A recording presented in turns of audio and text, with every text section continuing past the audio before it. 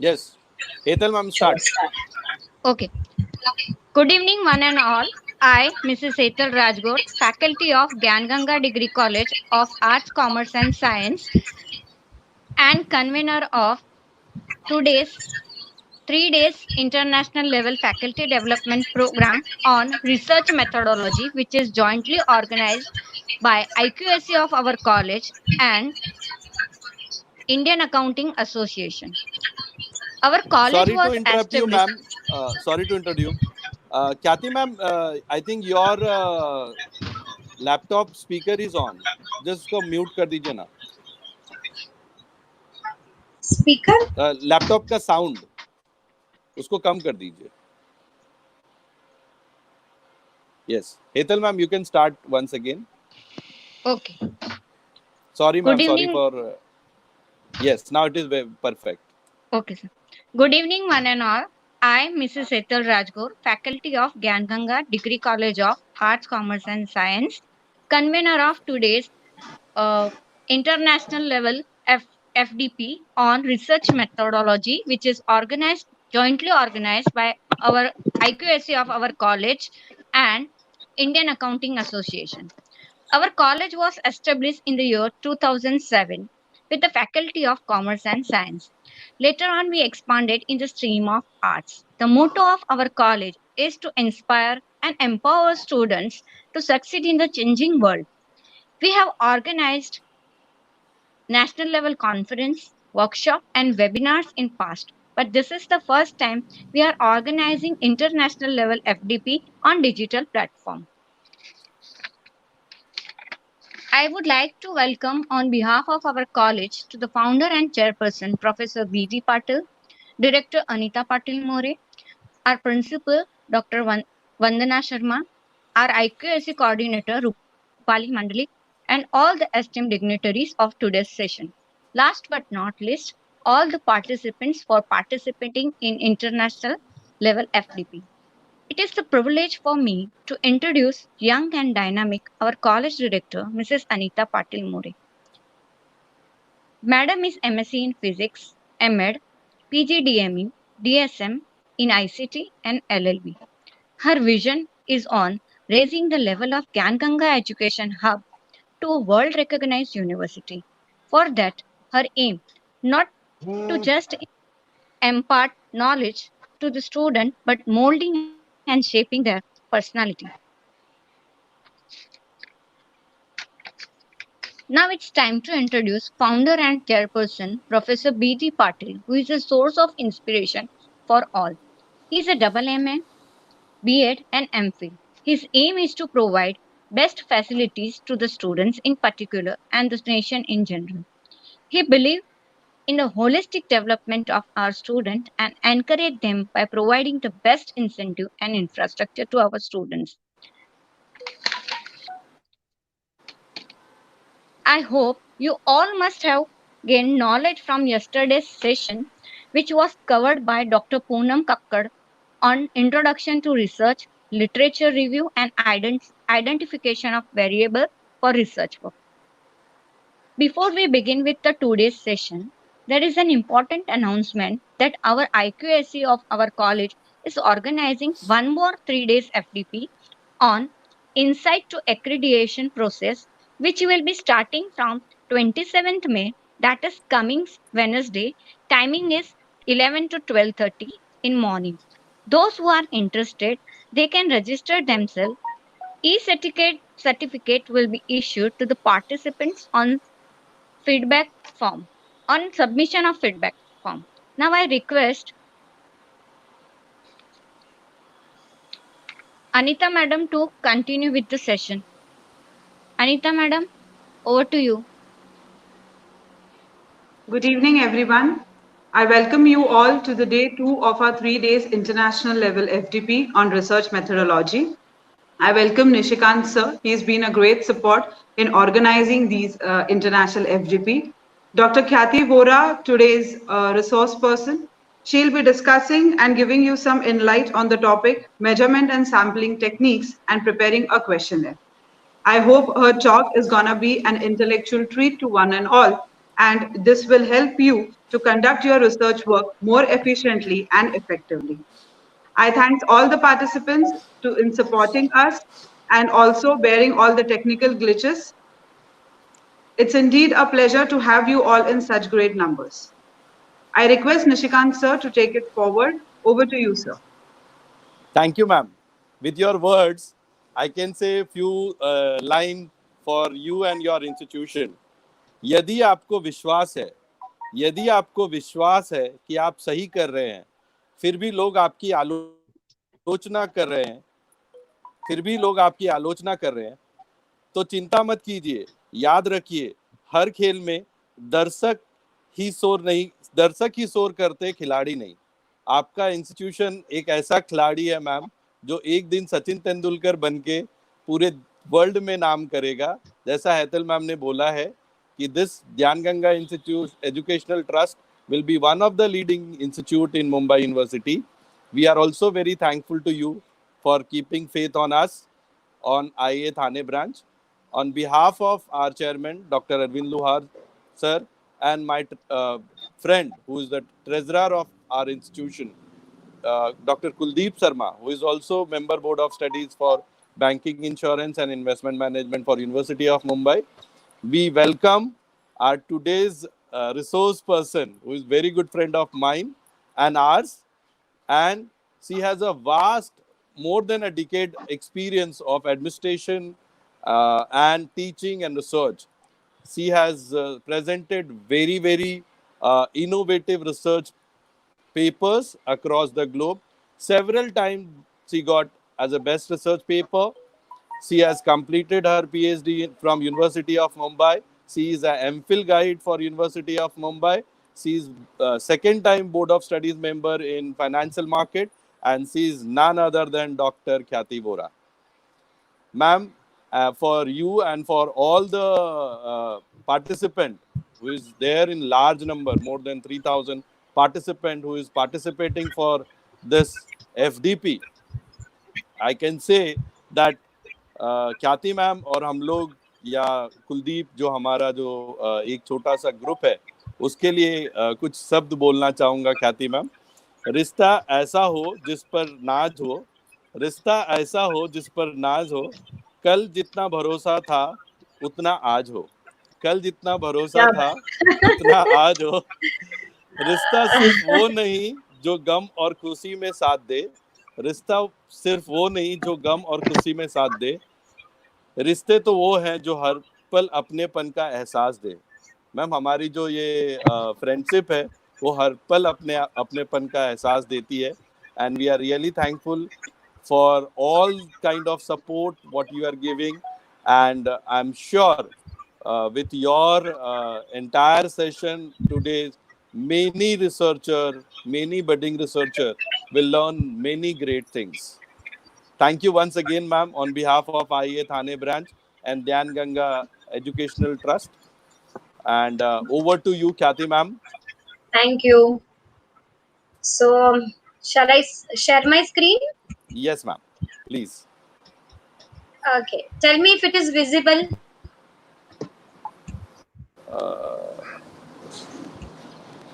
Now it's visible, ma'am.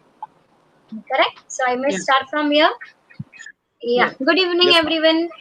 I'm really thankful to Dr. Nishikant, Anita ma'am, and all other team from Gyan Ganga Society, Education Society, and IIA Thane chapter, Dr. Arvind Lohar, the entire team, and all the students who are coordinating with me since morning and really working. So without wasting much of the time, because I'm going to cover a larger portion of the topic today, I will start my session.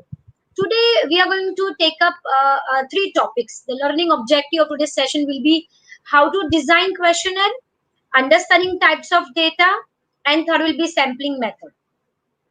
So to start with questionnaire, see in this session, how am I going to connect with this other 2 days?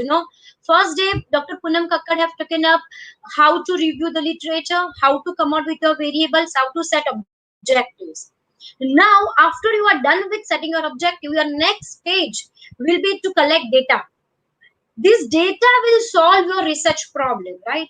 So what is questionnaire? Questionnaire is like a pipeline through which data inflows your research project. So you have to be very cautious about preparing a questionnaire. Is just not an easy task it seems. लगता है कि बहुत आसान है, बहुत आसानी से बन जाता है, लेकिन बहुत टेक्निकल चीजें का ध्यान रखना है when you prepare questionnaire. The second part is kind of data that comes to you through questionnaire. You have to work on that. And the third very important part is sampling. So from whom you will collect this data? So these three things you're going to cover in this session. We are starting with the first is designing questionnaire. Designing questionnaire comes to you, the first thing that should come to your mind, what kind of information you are looking for. Definitely when I'm talking about questionnaire, I'm referring primary data. And in social sciences, our primary data we collect it from the general people like consumers, teachers, students, employers, employees. Large section of society is covered. So whatever your interest area is or your population is, you are going to collect the data. But for that, you need to find out that what kind of questions will help you to get those kind of data, right? So question is like a pipeline. To start with, that how do you design your questionnaire? There is no thumb rules. There are no written rules that questionnaire should be in this form. This many questionnaire should be there. This type of questionnaire should be there. There are no such rules, but there are basic principles. So we say that there are no all purpose rules, but there are basic principles that we are going to discuss in the coming slides.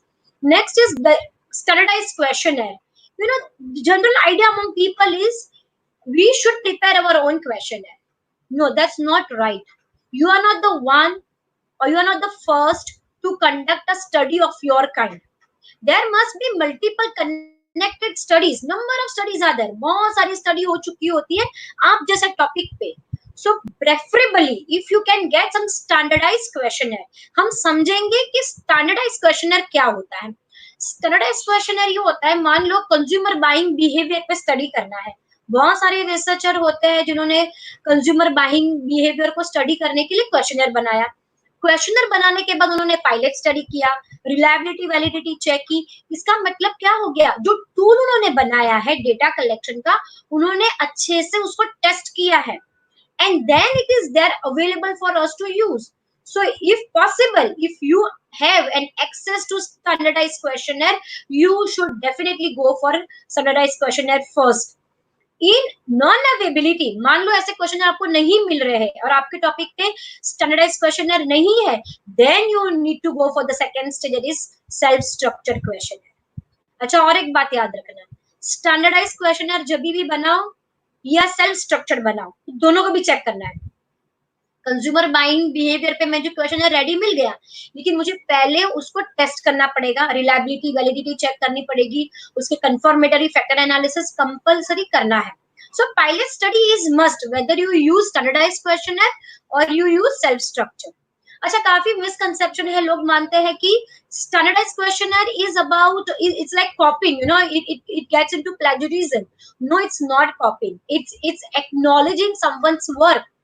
And in our academics you have to give references, so you better discuss that how you have taken up this questionnaire. You can make some changes, you can modify questionnaire according to your study, and then make reliability validity check, then go ahead with the larger sampling and larger survey. So these are the basic points you have to take care when you come to designing questionnaire. I'll be discussing some very important rules, how to, in fact, I just discussed with Nishikant sir that these three topics are itself very vast. I wish I would have taken one topic for 2 hours. There is lot of things to discuss about questionnaire, because what happens is your research objectives are excellent. You may use the excellent test, but everything goes wrong if you do not collect data properly. So collection of data is like a blood to the body. It's very important to the research. You have to understand this. So choosing question structure and unstructured. So let us discuss about structure of questionnaire. In a questionnaire there can be two types of question: open-ended and close-ended. Open-ended questions are mostly unstructured questions. What is your choice of clothes? So you are not giving any option to the people. They will write it their own way. Open-ended. Who is your favorite actor? What do you think about people who shop at high-end department stores? So what is happening here? You are just posing a questions, giving an inner scope for the respondents to answer. Now you cannot apply statistical tools on open-ended questions. There are certain statistics, but for which you need to work on the qualitative techniques. So when are this kind of question used? When you are working with some exploratory study, some study is conducted for the first time. For an example, you are working on a topic like lockdown. It's a really very new topic. I and Dr. Nishikant Jha have worked on a paper, exploratory factor analysis on people's life in the lockdown period. So at that time, we use such kind of open-ended questions. Then we come to structured questions. When you have questions and you also give a proper options for respondents to answer. Question and answers are given. They have to choose as per their appropriateness. So we name it as close-ended. So basically there are two types of questions, open-ended and close-ended. Statistical techniques, most of the statistical techniques works on the close-ended questionnaire. So structured questions specify the set of responses, alternatives. You give responses to the respondent and they will select which is more appropriate to them. So now let us understand what does questionnaire includes. Questionnaire includes two very important parts. One is question, number of questions you have, the flow of the question, the sections that you have in the question, and then there are many things. On the other part of the question, that is responses, the way you are collecting the response. As I just discussed earlier, open-ended and close-ended. So you may have a question and you give a blank space to the respondents to answer. That is open-ended. But you may also have an option for close-ended. You give options. When you give options to your respondents to answer, there comes a very important as an actor in the movie, the very important role that types of data plays in your questionnaire. So you understand, you don't have to just not work on questions. काफी time बहुत सारे students क्या करते हैं, MPhil PhD के जो नए नए स्टूडेंट्स होते हैं, ठीक है, हमने भी ऐसा किया था, बहुत सारे क्वेश्चनर बना लेते हैं, क्वेश्चंस बन जाते हैं, लेकिन प्रॉब्लम है आंसर कैसे कलेक्ट करते हैं, वो बहुत इंपॉर्टेंट पार्ट है अंदर question. So I hope you have understood about questions and responses. There are two structure of questionnaire. In the first part, questions, we decide how many questions should I ask, what should be the flow of my questions, what should be the language of my questions, which I'll be discussing in the next slides. In the responses part, you decide whether you want open-ended or close-ended, and the next part is kind of responses you will collect, the types of data. So quickly we'll look into the process of designing questionnaire. Specify the information needed. What kind of information needed? Accordingly, you will set the question. Determine the content of individual question you decide. See, you should not leave away important question, because what will happen? You will not have an access to the information. So whatever information you want, you have to design questions accordingly. Decide the question structure. Correct? Like we have a body structure, we have head and then the part and our legs and hand. So everything has a structure, right? You cannot ask something which has to be asked at the end. You start with that. That's wrong. So there is a proper structure to be followed. Then determine the question wordings. बहुत बार ऐसा होता है, या many times people write a very fancy technical language. In fact, one of the mistakes that I did during my PhD was I framed a questionnaire for all taxi drivers in English. And my brother started laughing on me, saying that who is going to read your English paper? Correct? So then I have to convert it in Hindi, and many a times I have to narrate it to them. So it depends on you. Your technical way is not so acquainted with all the respondents. So you have to see who are your respondents, which language are they comfortable with. We are not here to check our essay. There is no essay writing competition. तुम्हारी English कितनी अच्छी है. यहाँ हमें information चाहिए, जितना हो सके उतना लेमैन लैंग्वेज में अगर आप लिखोगे उतने ज्यादा इंफॉर्मेशन मिलेगी. रिस्पोंडेंट की विलिंगनेस बढ़ेगी तुम्हारे क्वेश्चंस को आंसर करने की. Arrange the questions in the proper order. Identify the forms and layout. You have to see, जैसे कि मैंने बताया, मुझे टैक्सी ड्राइवर से डेटा चाहिए तो मैं ऑनलाइन फॉर्म क्यों बनाऊंगी, ठीक है, लेकिन मुझे डेटा यंगस्टर से चाहिए, definitely I will go for online questionnaire. So you have to decide how you are going to collect your data. reproduce the questionnaire, and at the conduct the pilot study. Please, you do not go ahead with your questionnaire without going for pilot study. Pilot study के लिए minimum sample size is 30 to 40 is sufficient. You have to go for convex alpha, which will help you to tell you whether your questionnaire has a proper reliability and validity check.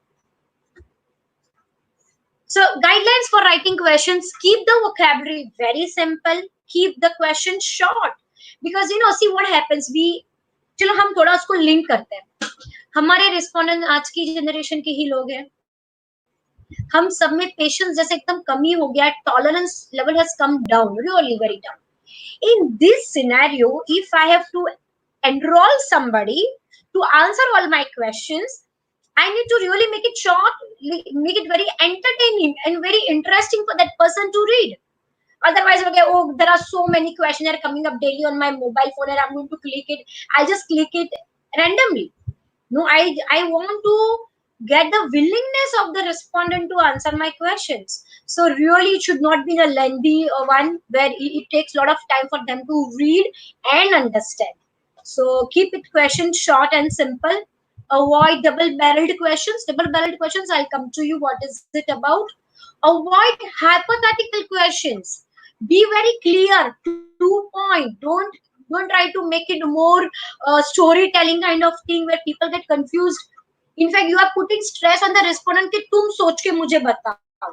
No, we want ready answers for them. Don't overtax the respondent's memory. Don't try to judge their memory.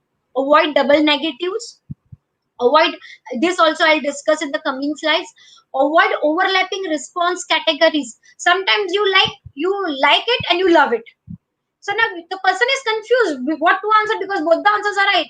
ये तो कोई NET exam नहीं है. We all who have appeared and who are appearing yet, we know NET exams always have responses which are very near, and the heading is click the most appropriate ones. Now for us, all the options are appropriate. So we have to understand that it should not have similar answers. There should be clear distinction between all the responses that you are giving to your respondent. Be aware of your leading question. See, initial question, बहुत हमारी famous कहावत है, first impression is last impression. Starting के 2-3 question इतने interesting होने चाहिए कि respondent का मन करे आगे के क्वेश्चंस भी आंसर करने के. Correct? So we'll see some of the topics I have discussed in details in these slides. Like, is this question necessary? Let us discuss this first. क्या मुझे ये क्वेश्चन पूछना है? ये आपको खुद सोचना है. ये तुम्हारी स्टडी ही तुम्हें बता सकती है और कोई भी नहीं बता सकता. अगर तुम्हें लगता है क्वेश्चनर इतना कुछ काम का नहीं है और लंबा बन जा रहा है मेरा questionnaire, please eliminate. But in a very initial stage, I always tell my students, prepare an exhaustive list. Now you think, you talk to people. See, remember, तुम्हारे गाइड सिर्फ तुम्हारे गाइड नहीं है. जो भी एक्सपर्ट है, लेमैन है, consumer पे काम कर रहे हो, कंज्यूमर से बात करो. तुम कोई क्लाइंट से के ऊपर काम कर रहे हो, क्लाइंट से बात करो. तुम मदर्स के ऊपर कोई स्टडी कर रहे हो, वर्किंग मदर, उनसे बात करो. देखो, इतने सारे क्वेश्चंस के लिए इतनी जरूरी है, और जो भी नहीं है उसको एलिमिनेट करो. Are several questions needed instead of one? Now I want everybody to read this and tell me, do you think Fair and Lovely cream is effective and authentic cream? Now I am asking two things together. Do you think Fair and Lovely cream is effective is one thing that I'm asking, and authentic. So I'm asking two things in one question. Now the respondent is confused, though it is effective but not authentic. Some may feel it is an authentic cream but it's not working, it is not effective. So this kind of questions are known as double-barreled questions. So one should avoid, you should not ask such questions in your questionnaire where you are asking two same things in the one question, or two different things in the one question. So for which we can put it two different questions. Do you think Fair and Lovely cream is effective? And do you think Fair and Lovely cream is authentic cream? So what happens is I'm collecting both the information properly with the two different questions. The biggest problem is overcoming inability to answer. See, now what happens, जब respondent के सामने हमारा questionnaire होता है, उसमें दो चीज बड़ी इंपॉर्टेंट होती है, उनकी नॉलेज और दूसरा होता है उनकी willingness to answer those questions. So now you should know how to deal with both. उनकी कितनी नॉलेज है, जितना हो सके क्वेश्चनर सिंपल बनाओ, उनसे रिस्पॉन्सेस ले सके वैसा बनाओ. And their willingness, don't make it bored, don't make it lengthy, don't make it technical. So you have to work on this. And how you can do it? In the situation where not all the responses are likely to be informed about the topic of interest, filter questions that measures familiarity. A don't you know options appears to reduce uninformed responses without reducing the response rate. I'll explain this in detail. Say for example, I'll ask, are you aware about Netflix? Or do you watch Netflix? So sometimes what happens, answers are just not yes and no. You will say, I don't know Netflix. Do you watch Netflix? So you will say, I don't watch. But the question is, do you really know about Netflix? No, I don't know about it. So what happens is sometimes just asking a yes or no, you better I don't know. In fact, nowadays in gender we give option like male, female, and third will be transgender. Fourth, better not to mention. So there are respondents who doesn't want to disclose their gender to us. So then that can be one of the way to solve this problem. So write small introduction. Yeah, one thing what you can do is sometime when your questions are little technical, you can keep some introduction lines there. So all those who have understood will directly answer, and those who have not will read your introduction or the description about the question. Correct. Then comes to, can the respondent remember? Now don't try to check their memory, because sometimes even I have seen this some questions and I keep thinking, हाँ मैंने last time कितनी बार shopping की थी. Somebody, how many times do you shop in a month? And I have to really count कितनी बार ऐसा. Better to give them a better options. How many gallons, all liters of soft drink did you consume during the last 4 weeks? Now it's going to be really very difficult. Not now, because now we all are in lockdown and we really are avoiding a lot of soft drinks and all. But if it was a regular life and this question comes to us, it's going to be very difficult and we are going to work कितनी बार पिया और फिर last में हम थक जाएंगे और कोई भी एक रैंडम आंसर देंगे.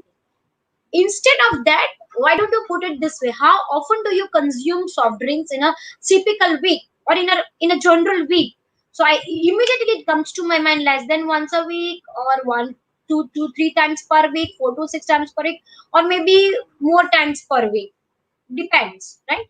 So you have to sort out how you can put responses so that they can quickly recall. So don't try to judge their memory. Can the respondent articulate? Can they understand? Sometimes some words are so technical. Are you aware about plasma therapy? I'm asking to the general people. There is a panic about COVID, and are you aware about the treatments? So one of the treatment is plasma therapy, and I want to ask people. So now they will immediately start guessing what is plasma, and they really don't know about. Either they will leave my questionnaire, they will not answer the questionnaire, or somebody who is very humble to me, मेरे relatives है, मेरे friends है, मुझे नाराज नहीं करना चाहते, वो कोई भी टिक करके मुझे भेज देंगे. But sometimes you have to make it little simpler for them. So describe what is plasma therapy, or you can give some idea about plasma therapy, then give some example, and then ask this question. So you can use certain, you can also use like sometimes some pictures are there. So you can use pictures, maps, and description to articulate the responses to make them understand about the question. Effort required of the respondent. Don't try to make them put a lot of efforts. Most respondents are unwilling. Please understand. कभी भी कोई questionnaire भर के खुश नहीं होता है. हर respondent ये सोचता है, अरे क्यों ऐसा है. तो हमारे कॉलेज के एक फैकल्टी ने एक काम किया था, उसके पीएचडी के टाइम पे उसने चॉकलेट्स दिए थे. जो क्वेश्चनर भरेगा उनको चॉकलेट, जो क्वेश्चनर भरेगा उनको 5 star. So that's one of the incentive that you can give. But it's not a pleasant job, but you have to make it more pleasant. So you don't have to take there a lot of time and efforts. Make it simple as possible. Please list all the branded store from which you purchased ready-made garments on your most recent shopping trip to a store. So what I'm asking is, what are the different branded stores that you have visited recently to buy your branded garments? Now you are going to really work hard on your brains. Better, I'll ask this. In the list that follows, please check all the departments which you purchase ready-made garments. So now what happens, I'm giving them options. Immediately when they look at, they can tick. So this is a multiple tick kind of questions. which has a different way of analyzing the data. So this is a one way of doing it. So sometimes don't try to put a lot of efforts on the mind of the respondent. Make it easy for them. So how to increase the willingness of the respondents to answer your questions. Place sensitive topics at the end of the questionnaire. Preface the questions with a statement that the behavior of interest is common. Ask the question using the third person technique. It's just not that you are just asking their preferences. You also want to know what is their idea about other people. Sometimes ऐसा होता है कि हम बहुत सारी बार सिर्फ उनको ही target करते हैं कि आपके बारे में आपकी क्या सोच, आपकी क्या, हम ये भी चाहेंगे कि उनकी आइडियाज क्या है. So sometimes you can ask such questions. Hide the questions in a group of other questions which respondents are willing to answer. Some questions they don't want to answer. Like for an example, I want to judge respondents' economic class. So will I ask them what is your per capita income or per income, your per yearly income, individual income, family income I can ask. But I feel most of the respondents will try to hide their income. So then I can ask them, do you own your own house? Yes. In which locality? I can give them the options. Which kind of house do you buy? Then they will tell us that what kind of house do they have, 2 BHK, 3 BHK and all. How many property do you own? Then obviously there could not be so many questions, but you can ask some tricky questions. What are the vehicles, kind of vehicles do you have? So what happens is, you can judge the economic class of that particular person. Correct? So there are tricky way of asking these questions. You can hide some question between the different questions. The entire list of questions can be asked quickly. Provide response categories rather than asking for a specific figures. Yeah, rather than asking their age, you give them the category 21 to 30, 31 to 40 accordingly. Determining the order of questions. See, now understand. Whenever you set a question, whenever you set a question, you start with a very simple, interesting, and non-threatening. The respondent should not feel अरे बाप रे बहुत tension आने वाला है. तो generally हम question that में demographic profile डालते हैं. Please participants understand one thing. Demographic profile depend करता है तुम्हारी study पे. For an example, I am undertaking a study for assistant professors. Say for an example, quality in higher education. So what kind of question I should start with? Why do we ask name? Just to make the lightning rapport with the person. So you should never put it name as a required option. You can always put it as optional. It is their willingness whether they want to disclose the question or not, their name or not. So then it can be named. Then second general question we ask is about their gender, because many a times we want to differentiate between male and female responses. Then we generally ask age. Now, why I always want to know their occupation when I'm asking teachers, assistant professors. So I will directly ask them their nature of appointment. Are you a contractual teacher? Are you a visiting faculty? Are you a full-time, or are you in a probation period? Correct. So you have to identify what do we mean by demographic profile for our own population. Correct. Then I will ask a number of years of experience. Correct. Here I can ask them education qualification, but it will look very stupid if I ask them whether they are BCom or they are bachelors. Obviously, most of us are PhD, but the mandatory clauses start with post graduation. So you can ask with your education qualification as a post graduation, and if you are any other professional programs. Correct. So you should know that what demographic means to your study. Start with demographic question. Then start with conceptual studies. You start with certain concepts and some simple questions, type of information that you want to collect, and then you come down to your main crux or main study. Logical order you have to follow, branching of the questions. I will skip this part.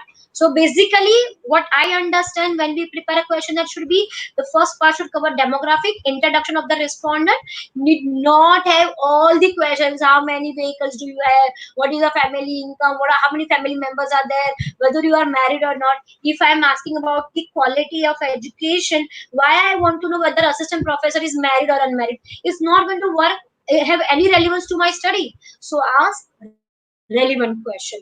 Next comes concepts, and then you come down. See what happens. Concepts set a mood to the respondent. You start understanding what kind of questions you are asking and what kind of study you are undertaking. And accordingly, everybody has that kind of IQ that looking at your questionnaire, they will try to understand what kind of study you are undertaking. And accordingly, they will answer your questions. So this is just a, I have shared PPT with Dr. Nishikanja, and all the participants can avail this PPT. So I have just prepared a general guidelines about a small checklist kind of thing. So whenever you are ready with your questionnaire, go through this checklist and see whether you have taken care of these things. The format, is the item unbiased. Sometimes you give an option to a person as though you have to, for an example, you are very fond of some Patanjali products. So you will say Patanjali products are very good, and you give the option which give the answer most favor to the Patanjali, right? So that's not right. So what happens is you are biased to that particular one, particular product. So will the item generate data at the level of measurement? Is there a strong likelihood that the most respondent will answer? Then do most respondents possess sufficient, or do you think that what kind of questions you are asking, respondents will be able to relate and answer? Will most of the respondents be willing to? Their willingness will be covered or not? You can check even that. Does the item avoid leading respondents to a specific answer? Okay, I'll just have to. Okay. Does the item avoid leading respondent to a specific answers? Is the language used in the questionnaire clear and simple so that all the respondents are able to understand all the questions? So this is just a brief idea how you can prepare a checklist when you prepare your questionnaire. So until here, I hope all the participants have got an idea about what I was discussing about questions. Questions, when you prepare, keep few things in your mind. Make it very simple. Make it short. Don't ask too many questions. And when you are asking a question, choose 3-4 concepts to put all the concepts together. Right? At a time, one concept, then the second, then the third, so they understand. And don't try to judge the memory of the respondent. Don't try to make them more, put them more efforts. Make it simple. Now we are working on the other part. The other structure of the questionnaire is responses, that is types of data. So when you talk about close-ended data, question पूछा मैंने respondent, अब वो मुझे कैसे answer करता है close ended में depend करता है मैंने कैसा ऑप्शन दिया है. जैसे कि घर का एक हमने दरवाजा बनाया है, एक बड़ा दरवाजा बनाया, या तो मैंने उसको छोटा कर दिया, मैंने खिड़की जैसा कर दिया, बाहर से अंदर वाला आदमी कितना अंदर आ सकता है वो डिपेंड करता है ना मेरा रास्ता कैसा है. वैसे ही इंफॉर्मेशन जब मेरे रिसर्च में फ्लो करेगी वो डिपेंड करता है कि मैंने किस टाइप से उनको आंसर्स ऑप्शंस दिए हैं. So kind of options that you give to each question is a types of data, which is very important. और यही सब ज्यादातर गड़बड़ होती है. See, participant understand this. जब आप टेस्ट करोगे, अपने हाइपोथेसिस सेट किए, कल्पना मैम ने आपको बताया होगा कि हमने वेरिएबल सेट किए, हम हाइपोथेसिस बनाते हैं. वो हाइपोथेसिस की हम जब टेस्ट करते हैं तो टेस्ट किसे करते हैं? डेटा को. तो डेटा कहाँ से आता है? क्वेश्चनर से आता है, डेटा कलेक्शन से आता है. तो ये जो डेटा होता है उस पर डिपेंड करता है कि मैं कौन सी टेस्ट यूज करूंगी. So you have to be very cautious when you use options for your questions. So different types of options available with us are, one is dichotomous type, multiple choice, scale, ratings type of style, ranking, rank 1, 2, 3, 4, matrix, multiple ticks. I always prefer students to avoid multiple ticks. मतलब तुमने पूछा which cosmetic brand products do you use? So you give them option Lakme, Max, L18, or you give an options of Hudas. So what happens? You are giving 6 to 7 options. In my case, I'm using 3 brands, so I will take 3, all 3. So when you get the responses on your Excel sheet, you will get number of responses for the one respondent. So it becomes very difficult, and there is a way of doing it. We'll not discuss this here. So you should avoid typical multiple ticks. Now let us go ahead. What is dichotomous type? So what here I'm going to discuss with you all is how we choose types of data and different types of data. The first one is dichotomous question. This has only two responses, hence we say dichotomy. Dichotomy matlab two. So yes and no, agree, disagree, true, false. Right? So what happens? Often the two alternatives of interest are supplemented by a neutral alternative. So what you can do is you can add one more and say don't know.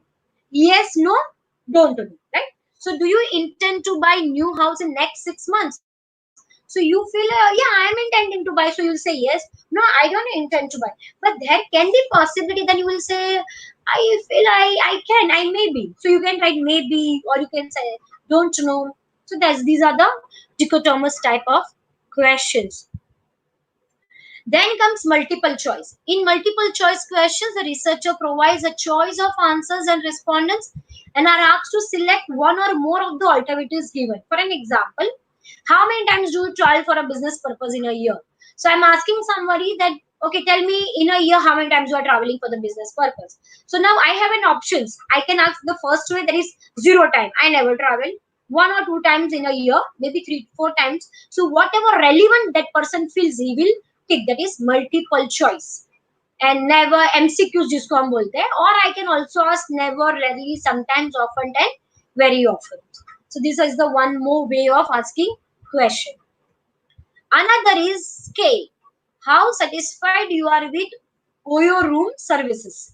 So if I have to ask somebody that, okay, how satisfied you are, so I can just ask the scale. 1 means highly not satisfied or dissatisfied, and 5 is highly satisfied. So basically, let us come to types of data. So there are two types of data. One is qualitative and another is quantitative. Under qualitative data, there is nominal data and ordinal data. Quantitative data is interval data and ratio data. Now let us understand what is qualitative data means and what is quantitative. एकदम simple rule है, thumb rule, इसको याद रखो. जो data numerically मुझे help करता है data analysis करने में, न्यूमेरिकल है, उसको हम क्वांटिटेटिव डेटा बोलते हैं. और जो डेटा में क्वांटिटी नहीं है, जिसको हम क्वांटिफाई नहीं कर सकते, या तो वो सिर्फ नाम है या तो कोई ऑर्डर है बस. नॉमिनल इज नाम है, ऑर्डिनल है मतलब ऑर्डर है, then we say it is as qualitative data. So it will not help you with a more better statistical tools, correct? But if you want to use a statistical tools, you want to use parametric test, you should definitely go with quantitative data only. Though there are questions which will also help you to solve the problems, like gender, you cannot do anything about it. Gender is male and female. You cannot ask into ratio data, right? But age is something which you can always ask either in the qualitative data or quantitative. It depends on your study. So we'll discuss all 4 of them in detail, and then I'll be okay. All the participants, I have prepared some quiz in between, so I will get to know whether you are able to understand my concept and you are paying attention to this. So let's check. Qualitative data, which I already discussed with you all, which is nominal and ordinal. So please remember, qualitative data, there are only 2 types: nominal data and ordinal data. So now let us check what is nominal. A very simple rule to remember: nominal matlab naam, koi bhi cheez ka naam. It may be your gender, it may be the country, the place you stay, your name, name of the crops, name of the disease, name of the brand, name of the cosmetic. Anytime when you are asking some names, it is known as nominal data. It has a categories. They are divided into categories. So it can be, if you ask gender, male, female, and others, you ask about the types of blood. So A positive, B positive, or AB positive, negative, O negative, O positive. So these are the categories of data that you are having. But what kind of data it is? Just nominal.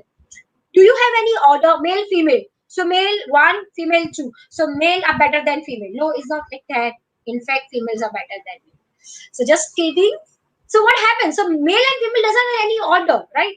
Diseases, malaria, typhoid, and some. So these diseases are just diseases, right? I'm not asking about the intensity or how dangerous these diseases are. Just disease, just name them. Or I'm asking you, where do you stay? So you will say, I stay at Chennai, I stay at Mumbai or Pune. What are these? Can you order them? No. So anything which you cannot order, which you cannot divide, you cannot have any other meaning, are known as nominal data. Let us come to ordinal data. Any data which are categorized into some sequence, there is some order. Like for an example, mild, moderate, and severe. There is some order. Then I am asking you about your income group, about 25,000 to 35, 35 to 45, 45 to 55. What is that? There is some order. Some, like for an example, your education qualification. So UG, undergraduate, postgraduate, PhD, and delete. So now I have to order them. I know the delete comes first, then comes PhD, then comes post graduation, and the last one is UG. So there is an order here, right? So there is a name of 4 different degrees that one can hold, but also there is an order. So nominal bhi hai or ordinal bhi, and that is known as ordinal data. Okay, quantitative data, which are the two quantitative data which we have here is interval and ratio, which have two kind of different things, discrete data and continuous. A data which has a whole number, you cannot have is 1.5, like number of people in the class. Can you say there are 55 students? No, I'll say 55.5 students. I can't say. So some kind of informations are purely into discrete. How many states? So I'll say 15 states as are highly affected by corona. Can I say 15.5 states? No, I can't. So that is discrete data. What is continuous? Something which can be have a decimals, like weight, age, height, hemoglobin, or blood pressure, which is given here. So many more things. Some data can be collected into continuous number, which has decimals. Then we can say it is a continuous data. Now let us check here. Interval scale data are likely. Okay, I'll discuss this here. Before that, quantitative data which has a numbers. Up till now we understood qualitative data has a nominal which has a name. Those categories of the data which can be ordered, but there is no relation between them. There is no exact difference between each other. Only orders is there. You know what is high, what is low. That is ordinal data. Now, when you come down to quantitative data, the next level is intervals. Now, what happens is how we say, like for an example, the famous way of explaining interval data is using Celsius degree of temperature that presence in the room. Before that, most of the books will give you this example, and most of the students get confused. तो मैं यही चीज को दो तरीके से समझाऊंगी. पहले मैं भी सेल्सियस से समझाऊंगी और एग्जाम्पल में सोशल साइंस में कैसे इंटरवल डेटा होता है वो बताऊंगी. अभी मान लो मुझे कोई डेटा को क्वांटिफाई करना है. टेम्परेचर को मैं क्वांटिफाई नहीं कर सकती. Can I quantify wheat? Yes, I can quantify, I can measure, right? But there are certain things which cannot be measured in numbers. We lack any unit, measurement of units. So we create, and when we create it, we assume there is a zero. Zero is an assumption, there is no zero. But we are giving that zero is this. Now take an example, we all are sitting in one room. Now this room has some kind of temperature, which means some amount of heat is present. So when we say I want to check what kind of heat is present, so I have to develop one. They have developed this tool. Kelvin has developed this tool. What happens when there is absence of heat? When we go to Manali and there is, when we say -3 degree, -4 degree means what? There is absolutely no heat, but there is temperature, right? There is no heat in the temperature. So now how to describe that? For that, they have made it mandatory to understand by zero means absence of heat in the temperature. -1, -2 is a degree of coldness. It's about the temperature it is present in the environment. And then you come to 1 degree, 2 degree, now 35 degree or 45 degree. So there is a scale that we have developed to measure temperature because we don't have any other way. We wanted to quantify the temperature. Hence we have developed this, right? Okay, next is ratio. Is a best data, a very clear data, a data where zero means meaningful. Say for an example, if I am asking you your age, can you say your age is 0? Or there is no height? No.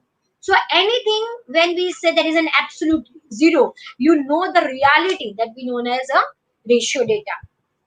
Don't worry, I'm going to discuss all these four in detail with you all. So let us check this. There are types of data, nominal and ordinal, which are qualitative data. Interval and ratio are quantitative. Nominal has no order, ordinal has order. They both have no distances. They cannot be calculated. Interval has categories. They are in order, but they're equidistant, like 0 degree to 1 minus 1 and 0 degree to 1. They're equidistance. 0 to minus 2, 0 to 2. They're equidistance, right? And furthermore, when a data exact distance is known, here I know that there is a distance. एक से दूसरा कितना दूर है वो ratio बता सकते, लेकिन दूर है इक्वल डिस्टेंस में, then it is interval. So there are these four level of data. Now I want to share my Excel sheet here.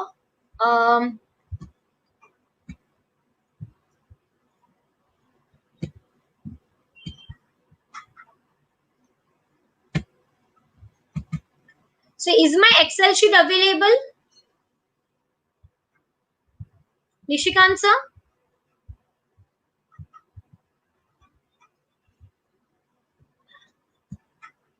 Nishikant sir or Kanishk, if can anyone help me if my Excel sheet is been okay, it's visible. Okay.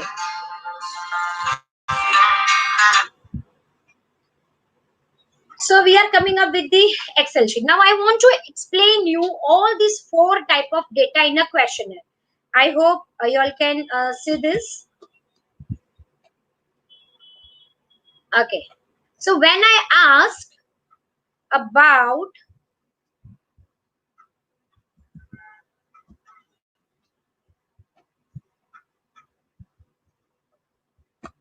I'll hide this first. We'll discuss the first one. Okay. So when I asked about the gender of the respondents, so boy and girl. So boy and girl. So what we do is boy and then girl and boy and girl, and I can count. So what I can do is I will just filter it, and I want to know how many boys are there. Okay. So there are 9 boys and 11 girls. So I did that earlier for you all, just to explain you all that कैसे हम test decide करेंगे. At the end you will understand what exactly does it mean.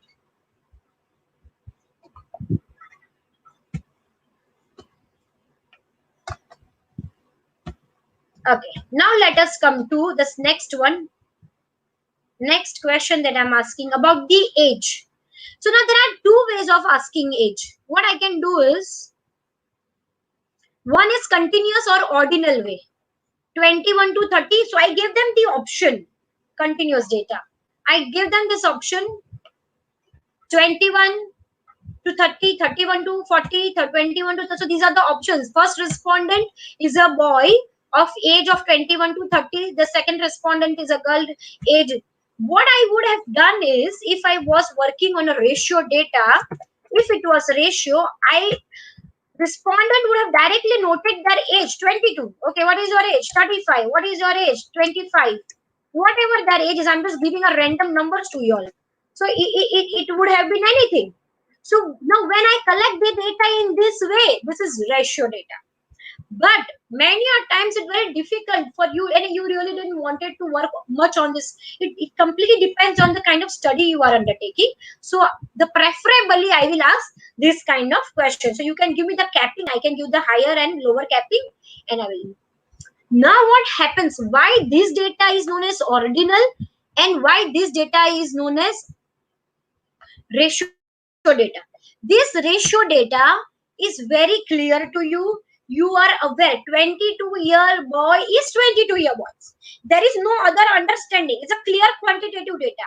But when it comes to 21 to 30, this boy could have been any number. 21 भी हो सकता है, 22 भी हो सकता है, 30 भी हो सकता है. और ये इक्वी डिस्टेंस पे नहीं है, मुझे पता ही नहीं ना ये कितने डिस्टेंस पर है, इसलिए हम बोलते हैं ये ऑर्डिनल डेटा है. ये हमारे लिए सिर्फ कैटेगरी है. सी कैटेगरी भी क्या है?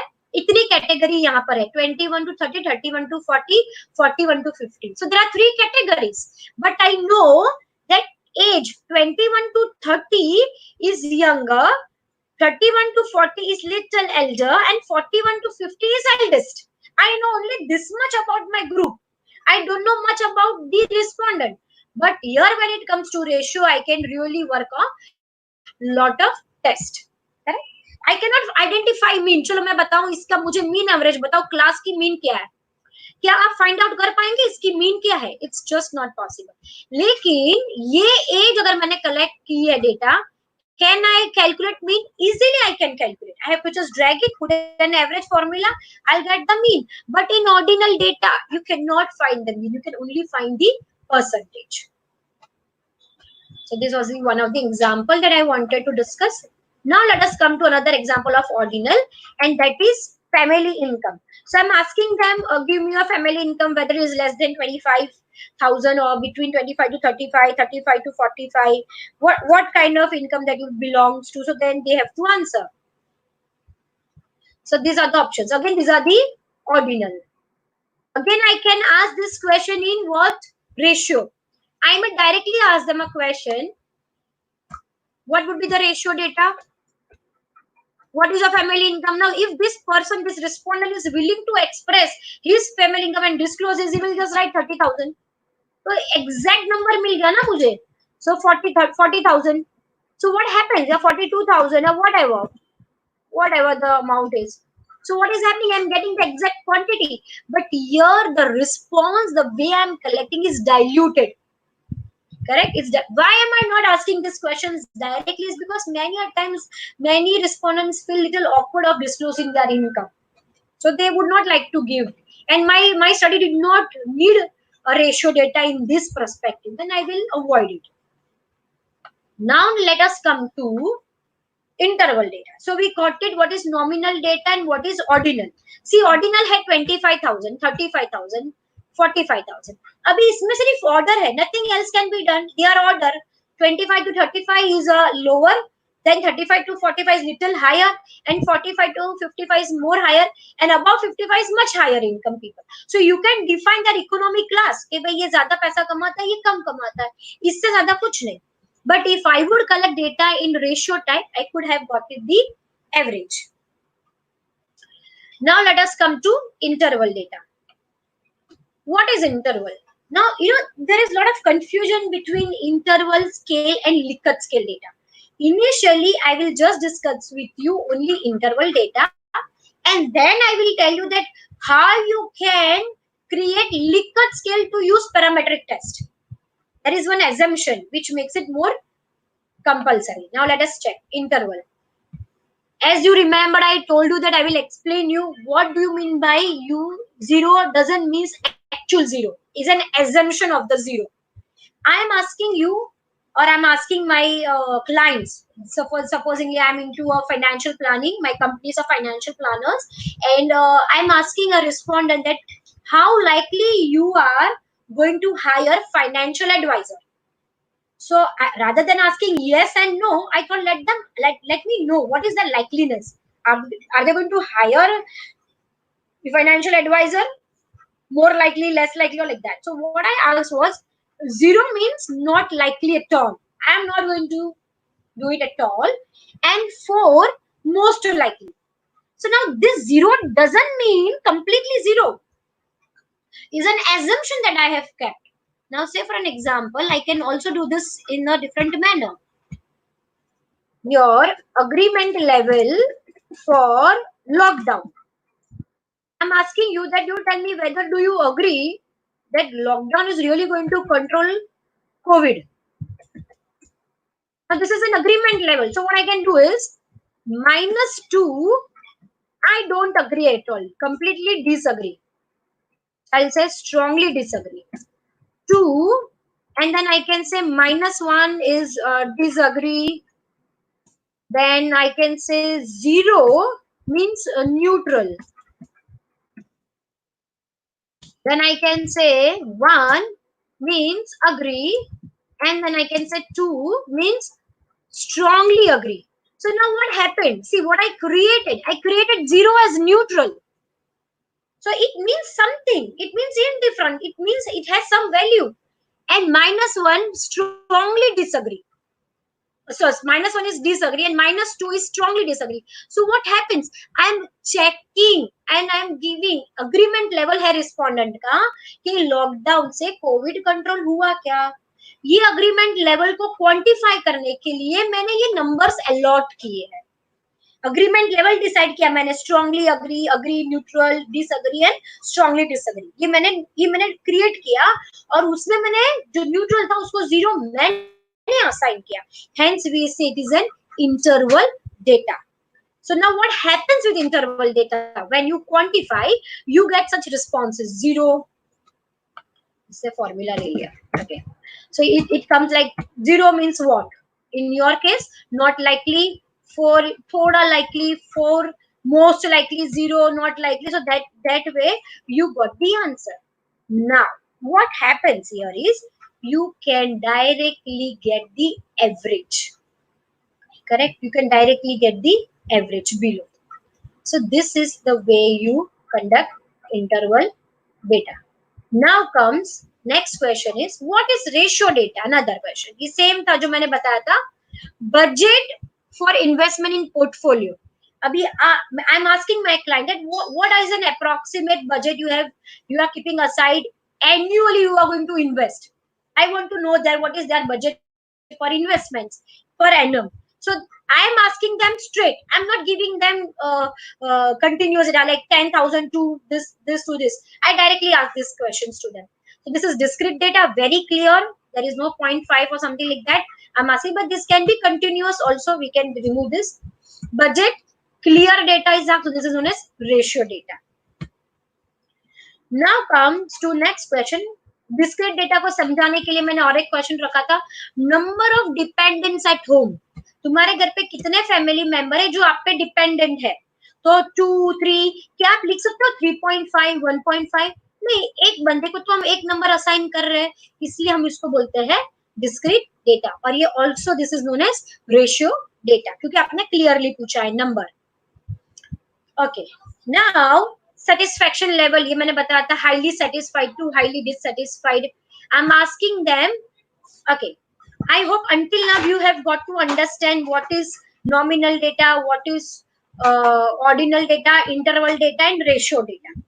But there is a slight difference between okay, here I have just tried to explain the difference between interval data and ratio data. Now let us check budget. I'm trying to explain you the difference between interval data and ratio data. Under interval, I ask them the budget. जैसे मेरा पहला question था ना यहाँ पे कि आपका budget बताओ, तो मैंने यहाँ पे डायरेक्ट रेशियो में था. इसको मैं अगर दो तरीके से देखो कितना हमारा डेटा टेस्ट डाइल्यूट हो जाता है. किस तरीके से सवाल पूछा. मैंने सवाल पूछा था बजट कितना है आपका इन्वेस्टमेंट का पर एनम पे. अगर मैं पहला वाला क्वेश्चन पूछती हूँ 11,000 से 20,000 के बीच में, 31,000 से 40,000 के बीच में, अब मैं बोलूँ इसकी एवरेज निकालो. चलो please get me the average. So how will you get the average? Can respondents give me in chat? Can you get the average in first case?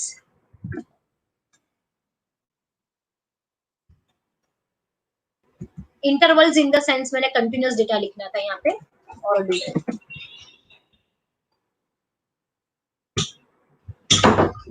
So I want respondents, participants to please answer this question.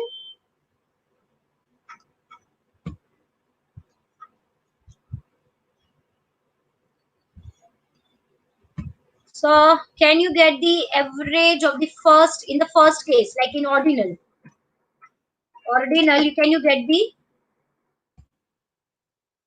No, we cannot. Very good, very good. We cannot get the average. Just not possible. But can you get the average in the next part, ratio? चलो इसकी average निकाल के देखते हैं कितना आया. 34,650 is an average amount of budget which my clients are thinking of investing per annum. सीधा answer आ गया. ये होता है प्रॉब्लम जब हमारे रिसर्चर क्वेश्चन तो बराबर पूछा था, लेकिन आंसर जब उन्होंने ऑप्शन दिया रिस्पोंडेंट को तो पूछने में गड़बड़ हो गई. So this is one thing that one can take care. Now what I'm going to do with you all is I'm going to discuss some very, very, very important aspect with all of you all. And I want all the participants to be very careful. I'm going to explain you the difference between scale data and ratio data when it comes to social science studies, reflexive study and formative study. देखो मैंने ना क्या करना था, मेरी company है, and in my company I want to know a financial planning company, and I want to know whether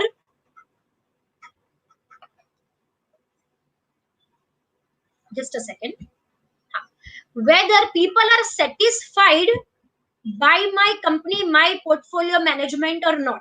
So there are two ways of doing it. I can directly ask them the satisfaction level. How will I ask them the satisfaction level?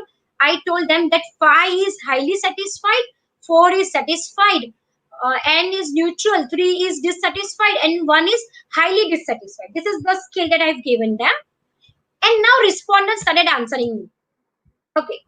Now what happens is, though I can identify the average, यहाँ मुझे average मिल जाएगा, बहुत आसानी से average मिलेगा. Average में 3.5 आ गया, इसलिए हम इसको बोलते हैं इंटरवल स्केल. इसको हम क्या बोलते हैं? इंटरवल बोलते हैं, क्योंकि हम क्या कर पाते हैं, इंटरवल स्केल बोलते जरूर है ऑर्डिनल, लेकिन इसका हम रिलायबिलिटी, वैलिडिटी चेक नहीं कर पाते. Because my service to my client have number of different attributes. How will they decide whether they are satisfied by my company? Right? My portfolio management company is giving them numbers of service. So how will they say when somebody is saying 5, somebody is saying 4? So there must be various attributes. Sometimes they are just answering exactly. How will I know? So for the parametric test, Likert scale is used. And Likert scale का एक बहुत बड़ा assumption है, whenever you want to use parametric scale and whenever you want normality in your data, you should use reflexive scale, you should use Likert scale. और उसके लिए you have to create constructs, you have to create variables. This is one construct for services that I am offering, for which each variable is explaining them one thing, one particular thing. So the plans that I'm giving them, the offers, the policies, the returns that they are getting on their investments from my company, the way my departments are following up with them, and the advices that we give them for the future advices. So now what I did, I took the same scale here and asked them to rate individual questions, individual variables. Now what I got is, when I got the answers for the individual variables which describe the satisfaction, overall satisfaction of my client, I will get these answers. Now what happens is, sometimes somebody said 2 year, but for which 2 year is, they are not so satisfied with my follow-up. They will say 1, this is advices are rubbish, but my returns are very high. Now if somebody is very happy with the returns, just a second. Now somebody says that I'm very happy with your returns. Your plans are amazing. Your plans, say for example, no, your plans are not so good. Your returns are excellent. Now can you tell that this respondent, is this respondent reliable? See, we are getting this 2 year and we got this 2 year. But this respondent is not reliable respondent. He is spoiling your data. There is no consistency in the answer, correct? And they are giving a wrong picture to us. He is very happy with our returns, but he is not happy with our plans and with our follow-up. Something is going wrong here. So what happens is, whenever you ask questions relating to Likert scale, you have to describe variables. Like one of the famous example which my mentor always uses, whether you like maths. Now somebody say, okay, I like maths. So whether you like maths. and you will say, for liking maths, you can directly give the answers, or I can ask you, do you like formulas? Do you like calculation? Or do you like numbers? Now, somebody who likes all three will definitely like maths, but somebody who doesn't like either of this, now will say highly said, okay, I like little more, very much, I like, it is neutral, I dislike, I completely dislike. Say for an example, this is what I have given them, the option 5, and here I'm giving them the option of 4, then I'm giving the option of 3, here I'm giving them the option of 2, and here I'm giving the option of 1. Now what happens is, to understand whether the respondent really like maths, I will better ask them these three questions. So formulas, somebody say, yeah, I like it, 5. One respondent, other one will say calculation. This is the response for the first one person. He said, no, I hate calculation, numbers I hate. Now tell me, and this person is saying that I really like it. And this also is here. Oh. Now, how will I rely on my respondent? A respondent would say, I like maths very much, but I don't like calculation, but I don't like numbers. It means what? You will have you will not have normality in your data. Lots of variances will be there which won't be able to explain. So for which, in short, whenever you want to create a scale and you want to take a parametric study, you should have this kind of reflexive scale. Only then you can use regressions and other models. This kind of things will only give numbers. They are just numbers, and hence it comes down to only ordinal data. So let us come again back to our PPT part.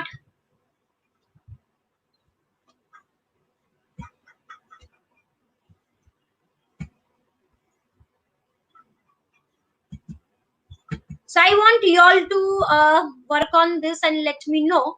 Okay, after this there will be one more slide. You have to give me a lot of answers. Here we'll see. Are you satisfied with the workshop organized by All India Accounting Association Gyan Mega? So one way of asking will be yes and no. We are satisfied? Yes. You're not satisfied? No. So nominal. When you are asking in a simple scale, just highly satisfied, neutral, it is ordinal. You can't get nothing. Max to max, what you can get is mean, nothing more than that. But when I ask whether you like, give your satisfaction level from resource person, the content they have framed, the online platform that they are using, the way they are coordinating. Now, when you start giving the marking here and you have an overall answer to it, then we say it is a Likert scale, and it's like a ratio for you which you can use for parametric test. So this is a small quiz for everyone, and I want respondents to look at this and answer the first one. So what the way you are going to answer in the comment will be 1 answer, 2 answer, where do you stay? So which type of data is this? So whatever type, ordinal or nominal or interval or ratio, there are 4 types. So you have to mention first is which, second what is the answer. So you have to just give me this answer. So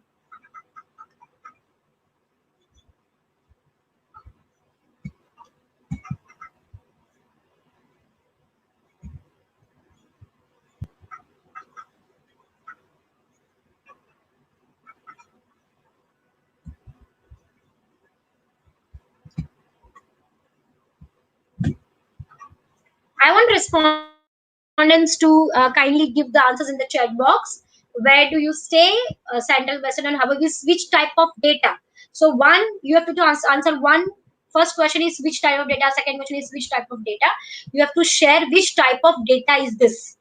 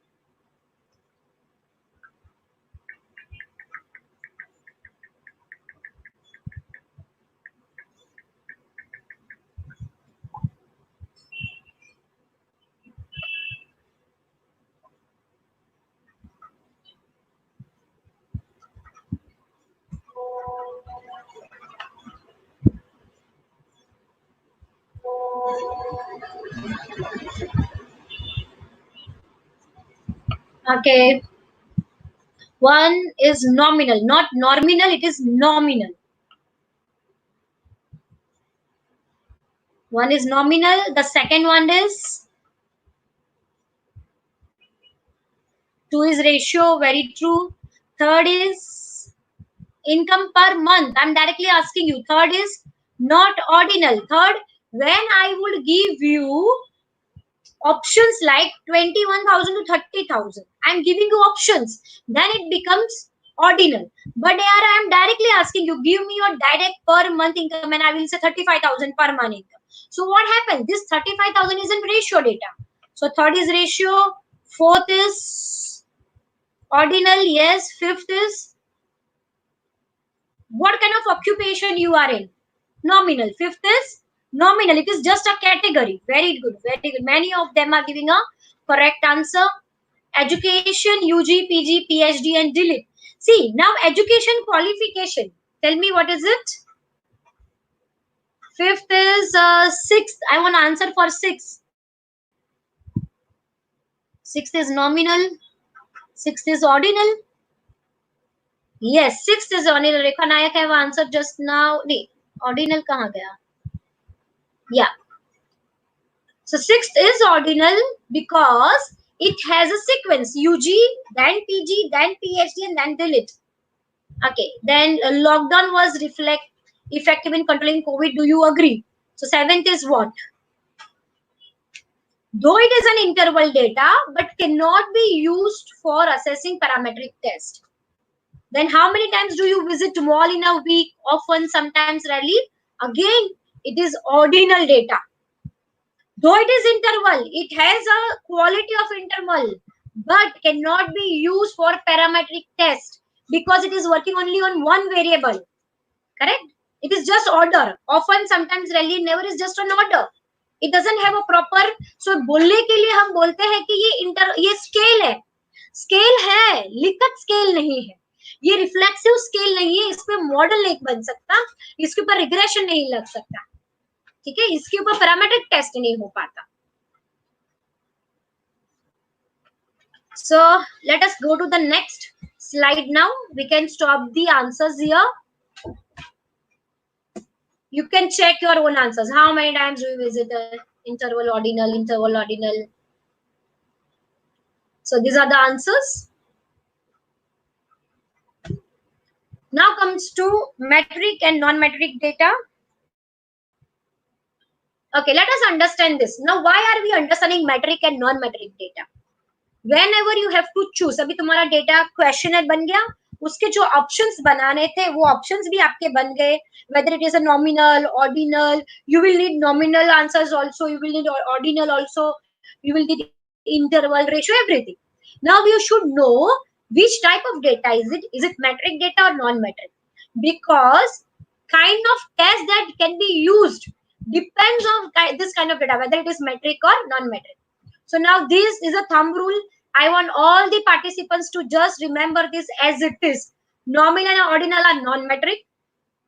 Interval and ratio are metric. Correct? Nominal data and ordinal, something which just has a name, something which just has an order, are non-metric data. उसके ऊपर सिर्फ non-parametric test ही लगता है. Interval and ratio, metric data. Correct? Non-metric data, metric data पे क्या क्या काम करेगा? Mean, median, mode. Non-metric data पे counts, percentage, mode, median काम कर सकता है. So basic comparison is like parametric test अगर apply करना है. This I'm not going to explain you this whole table. कल के जो speaker है इसके ऊपर बहुत सारी बातें करेंगे. Here I want you all to just pay attention to what? That when I say I want to use parametric test, it is basic condition. It is that basic assumption is that it should be either interval or ratio data. It should be either interval or ratio data. And when it is non-parametric test, it can be either nominal or ordinal data. So now you have to understand that मैं सिर्फ yes no में बहुत सारे questions पूछ लूं, yes no में बता दो, line से order कर दो, ranking कर दो, और फिर तुम्हारा data लेकर you will take this data to your statistician and tell them to apply SME model. You will not be able to because तुमने वो ऐसा काम ही नहीं किया. Correct? you have to go write those type of data जिसके ऊपर test लग सकती है पैरामीट्रिक, और वो डेटा कैसा आएगा, तो आप किस टाइप के क्वेश्चंस के आंसर्स देते हो, kind of question answers that you are collecting from the respondent will tell you which test to apply. So if you want to use nice test, a better test, see understand one thing. I want to show something to you all is यहाँ पे see यहाँ ना पूरी information dilute हो गई. If I am just asking yes and no, what is maximum thing that I can do? I will say this many people have said yes, this many people have said no. I will not know anything else. Correct? So the way I can analyze my data has come down to nothing. Max what I can do if it is this is categories, yes and no is categories. Your max to max I can give you a mean, but mean भी इतना reliable नहीं है. But when I'm working on, because this is ordinal, but when it comes to this, it will give you lot of ways of performing models, regression, because it's a reflexive scale. You are giving constructs to the people to explain what is it. Correct? So you should not dilute your information by asking such questions. But for some type of question, you have to, where do you stay? Is a question which requires nominal answer. What is your gender? Is a question which requires nominal answer. But when it comes to questions of perceptions, likes, dislikes, or your agreement to something, your satisfaction level, how are you feeling about something, these all are Likert scale, and it not be only 5, it can be 3, 5, 7, 11. Correct? So there are many things actually I can discuss here, but we don't want to waste much of the time. Now we'll go to the next topic.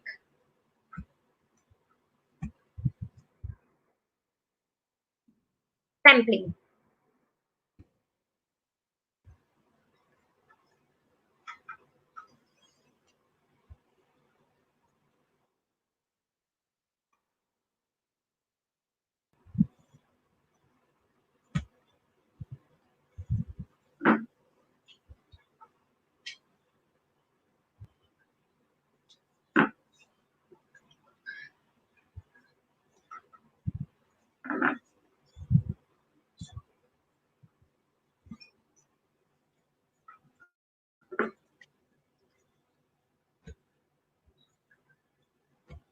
So now what has happened? Our questionnaire is ready. We have prepared a smart questionnaire. We have decided about our types of data.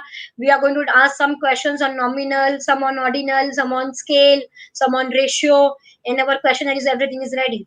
Now the next question arises, from whom I am going to collect this data?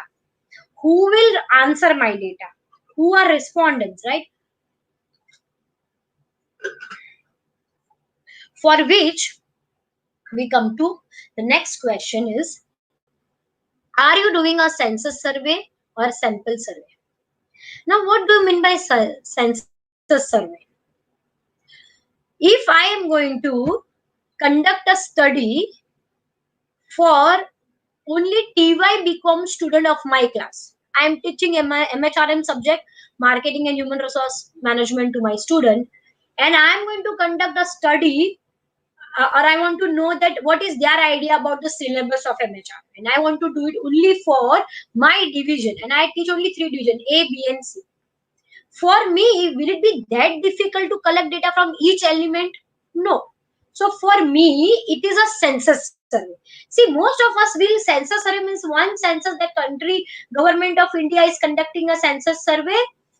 पूरे India के सारे लोगों का demographic profile collect करते हैं 10 साल में एक बार, उसको ही सेंसस सर्वे बोलते हैं. It is not that. When you collect information from each and every element of the population, तुम्हारी जो स्टडी का पॉपुलेशन है उसमें से each and every element को आप स्टडी करते हो, then it is known as census survey. Now what is sample survey? When you cannot do the census survey. I give you an example. I am going to conduct a study for the only class division A, B, C for my students. Students are hardly 360. I can collect data of 360. But if I'm going to collect a data from all the colleges of University of Mumbai of all TYBCom students, and I want to ask them whether they are what is their opinion for the subject of or the syllabus of MHRM. Then there is 1 lakh student. This is very difficult for me because the number is very huge. 1 lakh लोगों को contact करो. I won't be able to get an access to them. Where will I find them? Then it is very difficult. So I cannot go for census survey. I will go for sample survey. So what is sampling? That I hope everybody is aware about. So this sampling is a process of selecting or choosing elements from the population under study to collect primary information. You cannot study the entire population, but whenever you choose a sample, it should be representative. वो population के बारे में आपको लिखना है आपकी research में, वो आप वो सैंपल स्टडी करके लिखोगे. So I cannot study 1 lakh student, but I will study 500 or 1000 student. But this 1000 should be purely from that 1 lakh, and they are true representative of the population. So see, understand how easy it would be if the population was homogeneous. कोई भी किसी को भी पकड़ लो, सब सारे एक जैसे हैं, एक जैसा सोचते हैं, एक जैसा बोलते हैं, हमारे बीच में कोई डिफरेंस ही नहीं है, then it was very easy. But it is not that. We all are heterogeneous. We have so much of differences, our thoughts, our belief. इसीलिए see, if I ask any student, now any student is not going to be from TYBCom.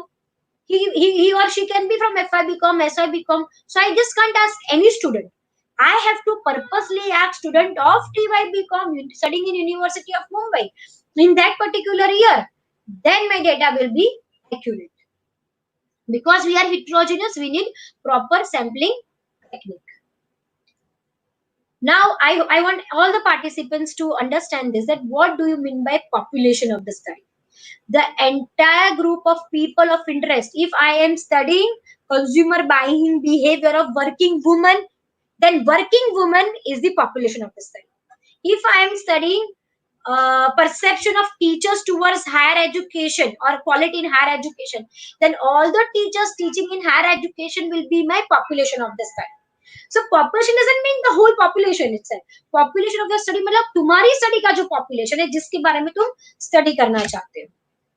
What is elements? 1 unit from a population.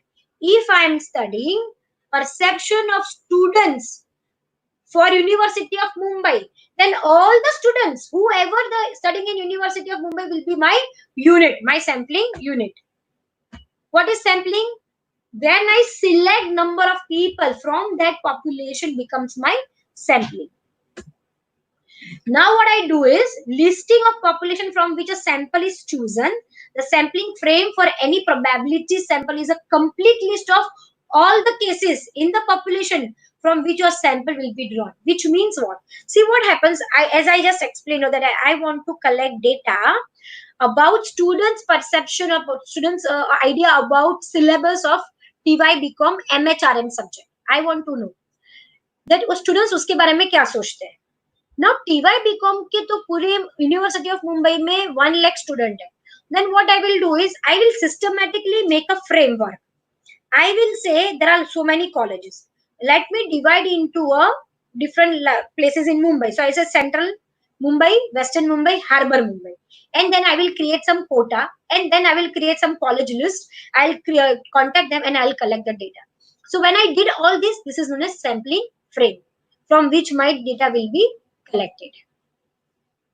Now this is an example which I have chosen even last time. So I'll continue with the same.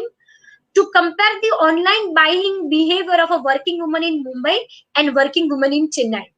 Now I want to know that what is their behavior. Are they different? Are they same? And if they are different, what are the prospections? Why they are different from each other? In what way they are different? So what is my population of interest? All the working women. वापस read करो. To compare the online buying behavior. Online buying behavior is what variable? Of whom? Working woman. कहाँ की? Mumbai and Chennai. So all females who are working in Mumbai. So if in my research report, I will also mention when I say woman of what age, I'll be very clear about it. So working woman in Mumbai, working woman in Chennai, they both, all the females who are working are my population. So for an example, for our example, I have taken up 5 lakhs and 6 lakhs. Now what is sampling unit? I have two sampling unit. One is working women in Mumbai. Another unit is working women in Chennai. What is my sample? So according to some calculations or maybe some ROL, I have decided that I will take a 500 females from Mumbai who are working and 500 from Chennai. What is my sampling frame? Now what happens is, working women from where? Like, are they working in banks? Are they working in hospitals? Are they married? Are they unmarried? What is their age group? So I will create one framework for that. Depending on my study, nature of information that I will collect, मैं कितना collect कर सकती हूँ, उसके basis पे I'll create one framework. So that is my sampling framework. Okay, now let us understand this. I want you all to understand this. This is what population of interest, and this is what a sample that I've collected. Now understand, I am studying parameters. I am studying variable. Working women का क्या behavior? Online buying behavior. तो parameter मुझे क्या study करना है? What is the parameter that I'm studying? Online buying behavior of my population. So for population to study, I will collect sample. The sample will give me statistical analysis. With this statistical analysis, I will explain parameter. So population से हमें parameter मिलता है, sample से हमें statistics मिलता है, और statistical analysis के through हम बताते हैं parameter of this population. I know it may be little confusing as of now, लेकिन ये PPT हम share करेंगे. You can think over it. Again, I am repeating, it's not that difficult. That हम एक population का एक variable पढ़ते हैं. वो variable पढ़ने के लिए हम sample collect करते हैं. And through that sample, we do a lot of tests, statistical tools are used, and we get findings. And that finding describes not only sample, but also the entire population. तो जो sample से मुझे data मिलता है या analysis मिलता है, it is true for the entire population. हमारे केस में यहाँ पे 5 lakhs women from Mumbai, 6 lakh women from Chennai है, लेकिन हम स्टडी सिर्फ 500 women and 500 women from Chennai and Mumbai कर रहे हैं. With these 500 हमें जो information मिलेगा, that information is true and reliable for whom? 5 lakh women in Mumbai and 6 lakh women in Chennai. So that is what I meant from parameters and statistics. Okay, so population of interest is whom? All the population, all working women. Population under study मेरे लिए क्या है? All working women in Mumbai and Chennai. Sampling frame मैंने बताया, हम area wise करेंगे, हम उनको कहाँ कौन सी कंपनी में काम करते हैं, which industry they are working, what is their income, whether they are married, not married, whether what is their age. We'll prepare a proper sample frame, and then we'll go for sampling and actual responses collected from the working women of Mumbai and Chennai. Now what is sampling? Now ये तो हमने discuss कर लिया कि हमको sample लेना है population से, लेकिन हम लेंगे कैसे? So there is a process. First you define who is your population properly. You determine your sampling frame, which I just showed you now. Determine the sampling procedure, whether you are using probability sampling method or non-probability sampling method. Then determine your appropriate sample site and you execute sampling design. Population find out करो, sampling frame बनाओ, which techniques you will use, sample size, and sampling design is ready. Now I am going to discuss very important part, what is probability sampling and what is non-probability. So first I will start with probability sampling. Now for that I have a question for all of you all, and I want you all to answer in our chat box.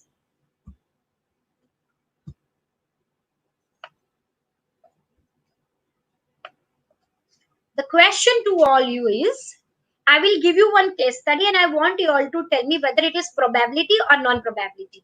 First question, I wanted to assess, or I want to know the perception of the students who are studying in my college. Everybody is teaching one or the other college, and say for example I am in XYZ college, और मुझे इस सारे बच्चों से पूछना है कि तुमको कॉलेज के लिए कैसा लगता है, the perception. So I entered the college and whomever I met, I asked them randomly. मैंने कॉलेज में एंटर हो गई, कोई कैंटीन में बैठा था, कोई स्टेयरकेस से बैठा था, कोई क्लास में बैठा था. Is this probability sampling or non-probability sampling? Again, I'm repeating a question. I wanted to know from students whether what is their perception for that particular education institution. So I entered the college and whomever I could come and meet, जो रास्ते से जा रहे थे, canteen में बैठे थे, gym खाने में बैठे थे, लाइब्रेरी में, मैंने उनसे पूछ लिया randomly. So is this probability sampling or non-probability sampling? Non-probability, okay. The answer is non-probability. Now I'll tell you why it is non-probability sampling. तो probability sampling की 2-3 condition है. I don't want you all to understand random मतलब probability. Probability sampling को हम another word use करते हैं random sampling. इसकी एक बहुत ही 2 common condition है. ये 2 condition पे ही हम बोलेंगे कि ये sample जो है वो probability sampling का है. First, I should have information about each and every element of my population. तब मैंने बोला मुझे ये कॉलेज के सारे स्टूडेंट्स हैं, वो सबसे पूछना है कि आपको कॉलेज कैसी लगती है.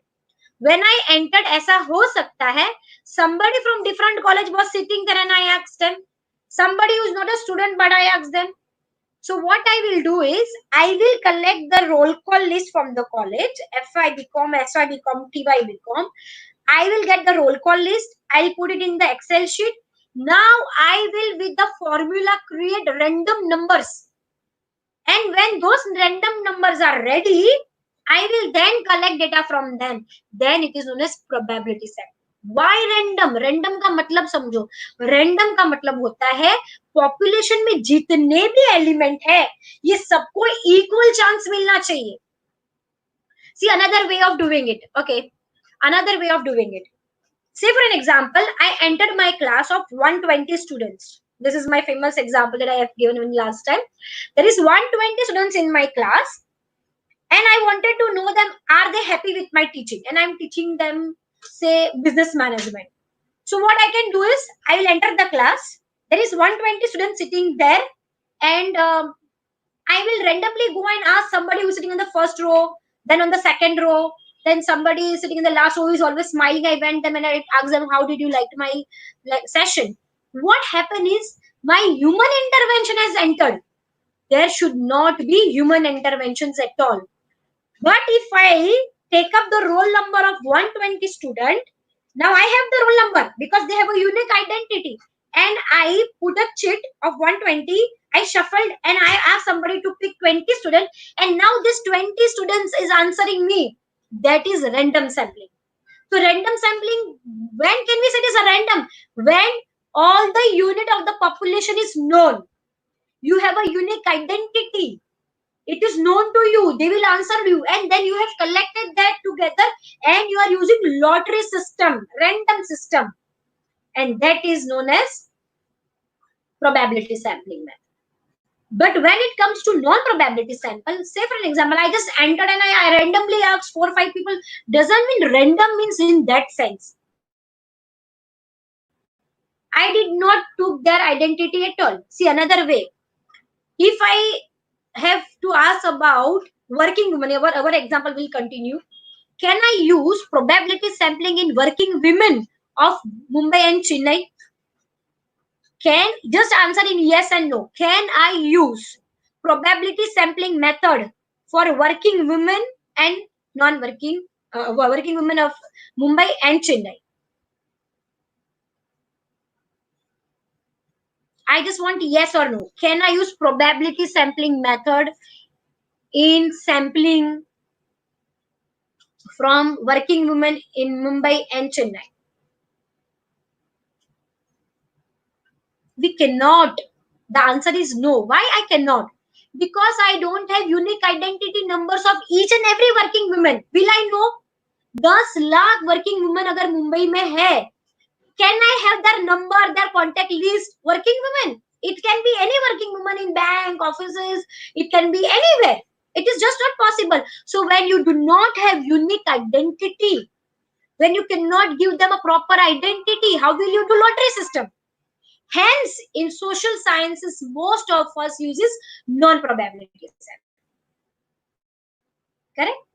Say, if I wanted to do working women of Yes Bank, say for example, Bank of Baroda, only Bank of Baroda, working women in Bank of Baroda, their perception, then I can use probability, because company, if company gives the data, I have a list, I have a unique identity, I can use lottery system.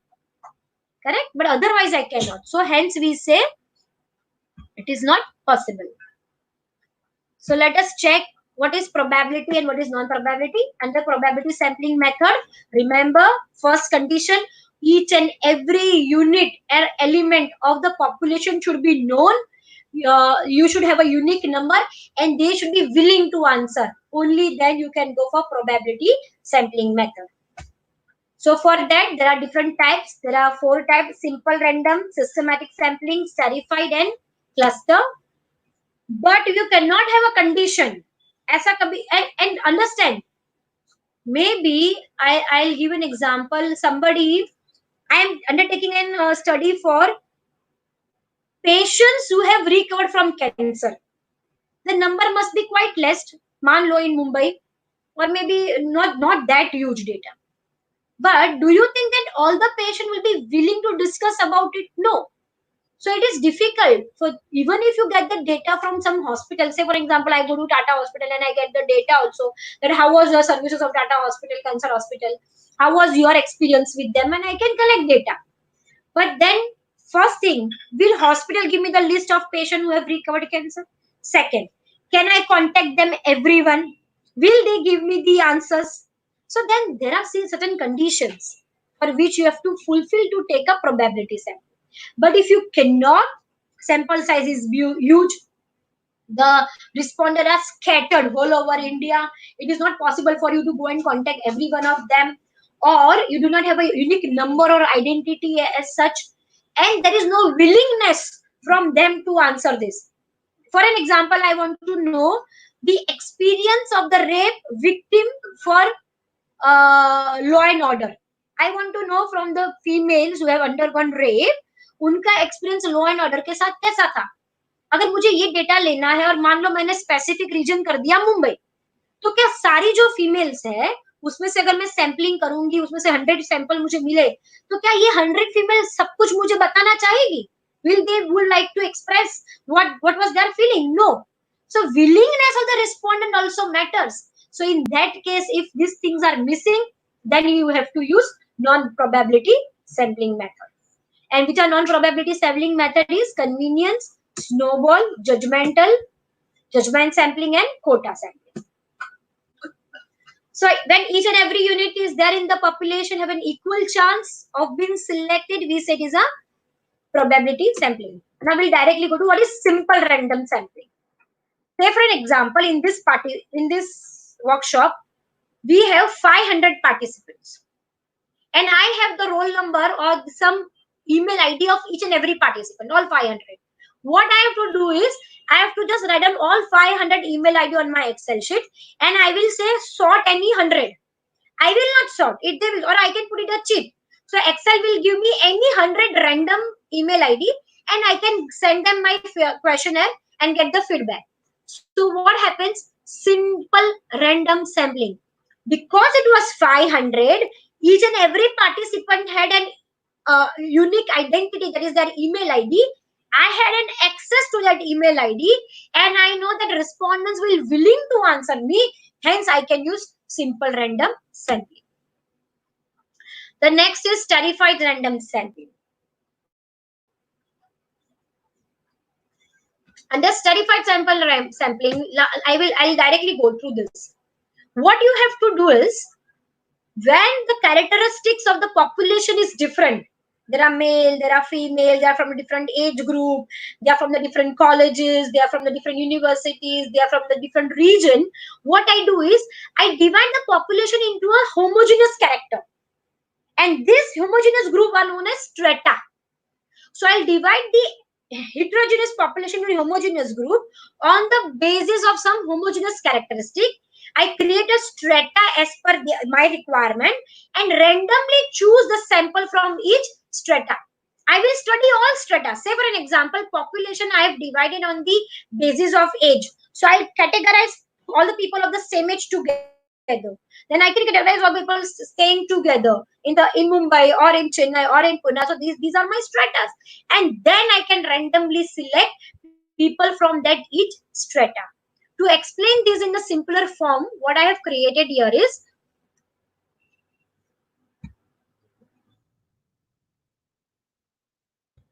say for an example, I want to study this group of people.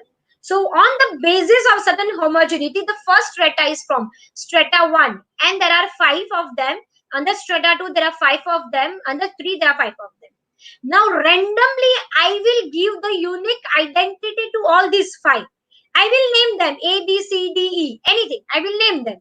Say for an example, I can name them as A, and then I can name them this B, then I can name this person as C, then D, and then E. I will take up a lottery system, and under lottery system I got A and B. So that is 2 people here. So what I did, I use random, simple random after creating strata. How is strata created? On the basis of some common characteristic. Then the second one, again I took up 2. Again I did random sampling under strata 2, then random sampling under strata 3. So what happens under stratified random sampling? First you create homogeneous group, then you apply simple random to each strata, that is known as strata 1, 2 and 3. So for an example, students feedback for the teaching method used by accounts teacher in UG. So that is ABC college. So what happens is students feedback lena hai, stratified random, first year, second year, third year. So what you do is UG student FY, SY and TY. Strata will be formed on the basis of their year of graduation. I wanted students feedback for the teaching method used by accounts teacher. So what I did in this college, there are 3 years, FY, SY and TY. I will create a strata of each. I have a roll number of all the students of FY, SY, TY. I will have say for an example, sample of 300. So FY 100, SY 100 and TY. So with each list of FY, I will pick up 100 randomly. Randomly in what way? Either a lottery system, manually, or in Excel sheet. I can just give them I can sort it any 100 and I will get the data. And I will only contact those 100 to get the information. 100 from FI, 100 from SY, and 100 from TY. So this is known as stratified random sampling. The next is, so we studied simple random, we studied stratified. Now we come to cluster. Cluster is more about heterogeneous, because we all are staying differently. Mostly it is because of geographical area, we create a lot of clusters. So how we do this? First you identify the heterogeneity in the population. भाई ये सब अलग कैसे है? Geographically अलग है, हम उनको divide करेंगे, create the list of cluster on the basis of heterogeneity, and then randomly choose each cluster from the list of clusters. So again I'm repeating, what I do is I identify heterogeneity. Heterogeneity kaise mili? Because of the places that we are staying, or because we are from a different institutions or something like that. Then I create the list of clusters that I have, and I will choose clusters on the basis of simple random sampling. So yeah, clusters are choose. Under stratified, what I choose? The sample from each strata. Strata to sare select karenge. We'll select all the strata. We'll study all the strata. But here not all clusters. We will select clusters on the basis of the random sampling. And then from each cluster, either all the elements are studied or some quota is studied. Now I'll show you this example. These are the population, and I had 4 cluster. Cluster number 1, cluster number 2, cluster number 3, and cluster number 4. Now what I did is I created a cheat, yellow, red, pink and green. And I got two cheats, yellow and green, randomly. So I selected two cluster yellow and cluster pink to study. Now I will study all the elements of this cluster, either or I can also have a quota. So you got this point. Here what I did, under stratas are selected on the basis of the certain homogeneity, and in each strata I am applying random. Whereas in cluster, we are applying random for each cluster. So that is a difference. This is one example how you can create cluster and choose certain parts sampling method. Satisfaction level of beneficiaries of SRA schemes in South Mumbai region. So some slum rehabilitation areas, affected people are there, and our government is working so much for them, and they create SRA projects from them. Now what I wanted to study that what is the satisfaction level of the people who were benefited of SRA schemes in South Mumbai region. How many wards I have in South Mumbai region? 24 wards. Now what I can do is I will number all 24 wards. I will create a cheat. I will select any 4 or 5 wards for my study. Then the number of SRA building in each ward. Say 4 wards I selected, 2, 4 and 8 and 12. Then in that particular ward, all the buildings of SRA I will study. All beneficiaries I will ask about their experience, about their satisfaction level. Then that is known as cluster sampling. Okay. Now we come down to what is systematic random sampling. Under systematic, we have nothing but an nth number. You decide certain number because you have a large sample number and you feel I want to have it in the every third person, or you will say every fifth person. Then it is known as systematic sampling method. Then you have multi-stage random sampling. When you use cluster sampling, you use systematic sampling, you also use stratified sampling, then we name it as multi-stage sampling method. Here there is a primary clusters. There are 10 clusters. I got a cheat. Out of 10 cheats, I picked up any 4. I got number 2, 3, 6 and 7. Then again for the 2, I selected, again I had a cluster 1, 2 and 3. Then 4, 5, 6, 7. Again I created a cheat system. I got this many clusters, 1, 2, 7, 10, 11, 12 and 13. And from 1, now I got simple random sampling with secondary clusters. So I can either have here stratified sampling, or I can directly go for simple random. To elaborate this, how to use multi-stage, or most of us use multi-stage.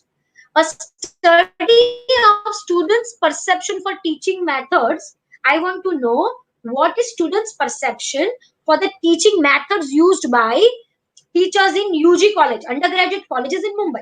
सो मुंबई में बहुत सारे UG colleges है, उसमें teaching method कैसी है, what is the perception of the students.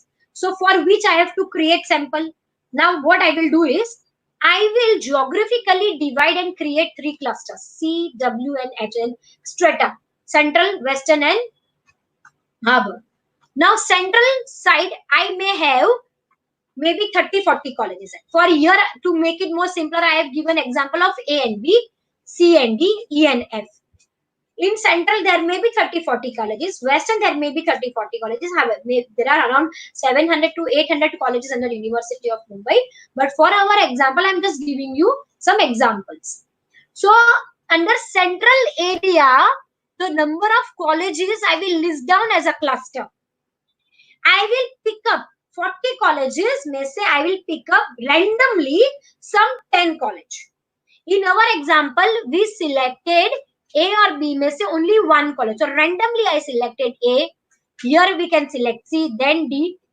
And under one particular college that I selected, say for an example, under central side of the Mumbai, I had 30 colleges. I selected 10.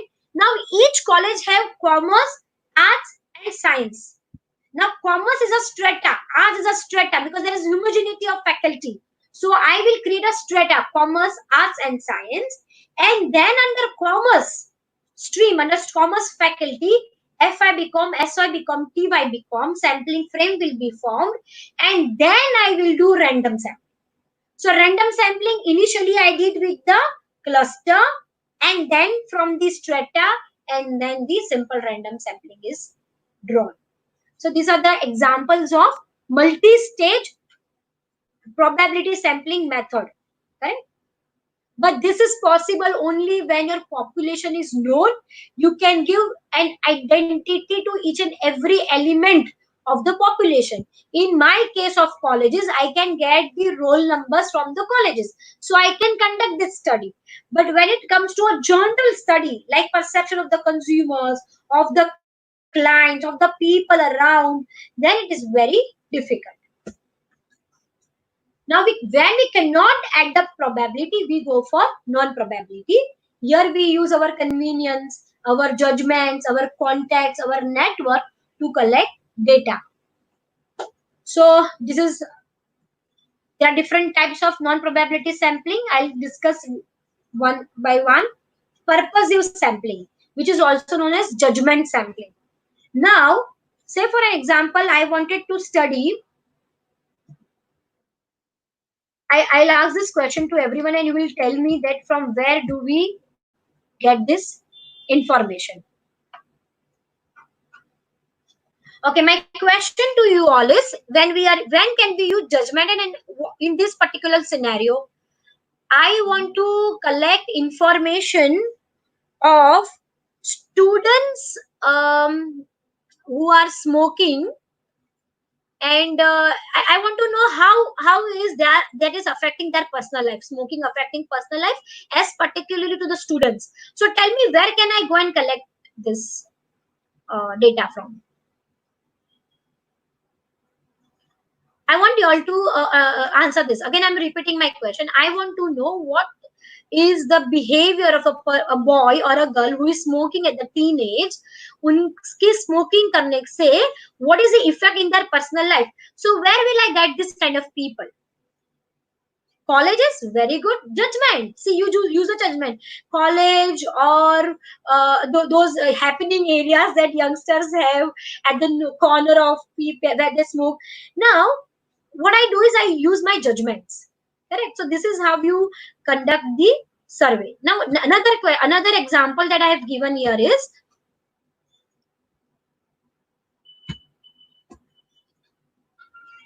you want to study the behavior of the, okay, you want to know that how great is the career of lawyers. So you have two careers, two people, kind of people or lawyers. One who are very successful, who are always busy with the high court and all, but others are not that successful, but they are pursuing. If you all are aware about the small courts where lawyers are standing outside, and I really wanted to know what is a darker side of being lawyer. You know how they are not so good, and so where will I go? So I will go to those courts or small courts where lawyers are lingering outside the court and asking from you that you want to do some affidavits or not. And when I collect data from them, that is judgmental sampling. So I use judgment. I don't know really where can I get these people from. So I used judgment. So judgmental sampling. Then comes quota sampling. It's like a cluster. You decide that, okay, for an example, I wanted to study people's behavior about the new project that government have taken up, infrastructure, metro rail. So metro rail basically is helping to central line, and second is western line. So I will create a date quota, 1000 or say 500. So any 500 commuter who is using central line, staying in central line and using metro rail commuters. So any 500 commuters who are commuting through metro rail and residing in central line, and any 500 commuters who are residing in the western line and using metro rail. So for me it becomes quota sampling. So it can be any then. It can be random. I just travel through metro and I picked up people. Where do you say central? Please fill up this form. Why do you stay absent? Please fill up this form. I am collecting the data. Because here I cannot have probability sampling because their identity is not known. They are heterogeneous. Correct? Now comes snowball sampling method. Say for an example, I wanted to know about transgender's idea about marriage. I really want to know that whether they would like to marry the same gender, what is their idea about it, what they think about their life, their security. So what I can do is I can contact one transgender and I can ask and get the information. Now this one transgender may have information or a person who is a transgender. So I can ask him that if he can give me a reference of other transgenders, then he will get me then another. Now with this second or the third transgender, I will ask them, do you know somebody else? So they will give me the reference. So in this way, I can get more and more respondents. Correct. I can also contact doctors who are working on these transgenders or the counselors who counsel transgenders. So correct. So there is a community, maybe transgender community group or online, or I can contact one will give me reference of second gives me reference of the third, and in this way I can collect data. That is known as snowball sampling method. Now this happens when the sample group is the interest of the population that you are working is little reserved. For some reason they don't open up or they are not easily available. Correct. So in that case you will like now soon we are going to have a lot of study on COVID affected people. So though it will be largely available with us, so but they stay together, they 14 days, 15 days, so one may have a contact of another and you can contact them. So that is the one way. What is sequential sampling? See, what happens many a times, it is very difficult for you to know what exactly should be the sample size. May it should be 500 or 1000 for my study. In that case, you will take test, retest. So what you will do is you will pick up one group of people, you will collect the sample, work on them. Then you will feel okay, you did not get a much data. Then you will select the another group. Again, you will conduct the study, and then you will decide. So this is for the sample size. This is for get to know about the people, their behavior. So sequential sampling is a non-probability sampling technique where a researcher picks up a single or a group of subject in a given time interval, conduct the study, analyze the result, and then another picks up another group of the subject if needed. That is sequential sampling. So now the next question comes to me is, which is the good sampling technique? Probability or non-probability? So most of you will say, ma'am, probability. But most of the time it is not possible for social studies researchers to pick up probability sampling. So we have to go for non-probability. But when you go for non-probability, see to it that a huge size of sample is collected and there is a proper study of sampling size that one has to undertake. There are few things that you have to answer first. There is no answer to these questions. Decisions on which technique to be used is quantity and the quality of the population under study. First, is the population definite or indefinite? Can we obtain all or allocate unique identifiable code or number to each element? Population is heterogeneous or homogeneous? When you answer these four questions, you will get to know whether you should use probability or non-probability. Remember the conditions when you use probability sampling. Condition population under study is definite. You know that is definite. Each element of the population is known to you, identifiable. You can approach them and they will answer them. It's a question mark. Unique identity of each element under population is available to you. Like for an example, shareholders of any company, Patanjali company, or you can say Reliance, or you can say Wipro, or any big companies. So now you have the list of the shareholders, and if company is willing to give you, then you have a unique identity. You can assign numbers. But when you are not investors in a larger scale, it is difficult. Access to the identifiable population, you can get an access to them. Then it is somebody is sitting at Kanyakumari and somebody is sitting somewhere else and they are not answerable to you and they are not answering you. It's very difficult, right? So access to the nowadays, yes, through online it is easy, but their willingness to answer is also another question. So now I want you all to answer these questions which is there, whether this kind of study requires probability or non-probability. So you will answer in the comment box like one probability, second non-probability, third probability, whatever it is. So for an example, customer satisfaction survey of Bank of Baroda in India. India के जितने भी branch है bank of Baroda के customer satisfaction survey करना है तो whether it is probability sampling can I use और I can use non probability. So that way you have to answer one is what, two is what. You can answer in the comment box.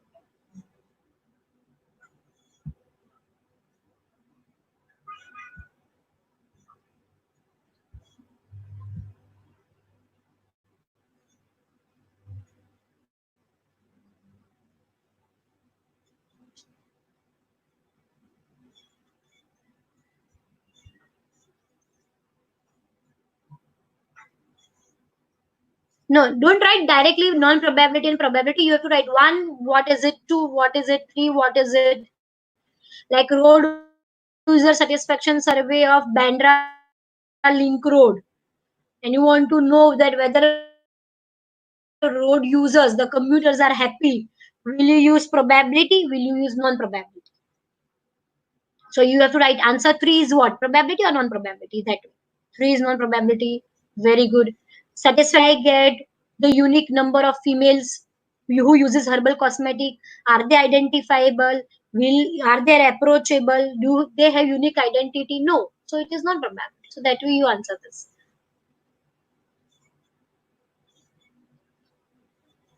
So let us check the answers with me. You have attempted very good. Okay.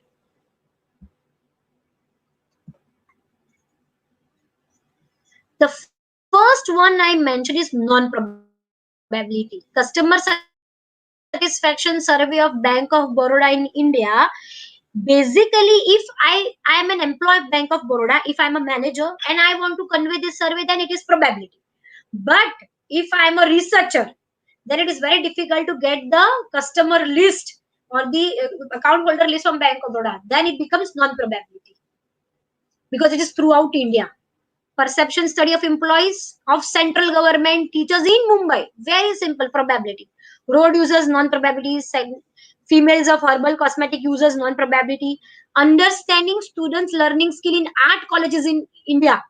पूरे India के art colleges very difficult to get each college उनके सारे students का नाम लेना उनका very difficult though it is identifiable but can not be not accessible so non probability. But if it is specific to Pune, specific to Mumbai or Chennai or Ahmedabad or some particular place, then it is probability. Online banking behavior of consumer in India, non-probability. Buying behavior of people residing in Dharavi region, then non-probability. Why?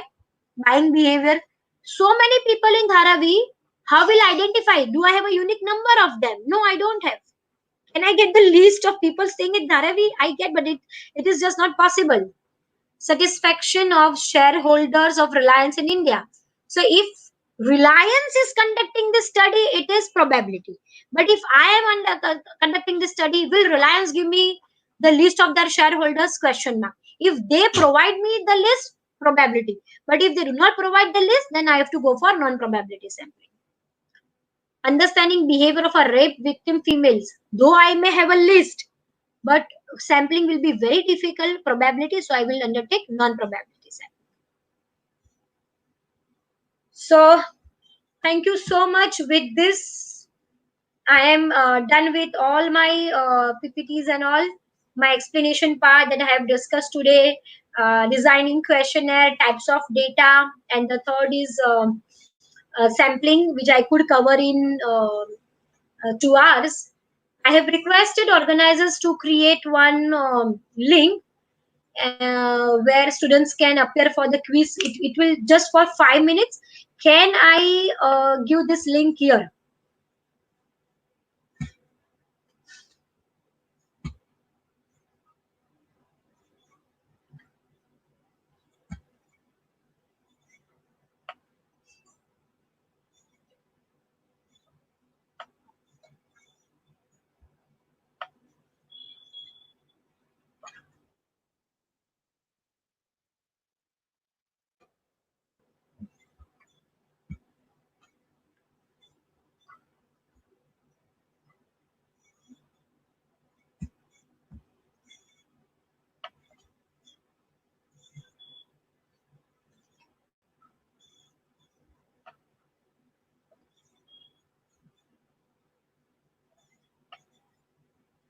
Nishikant sir?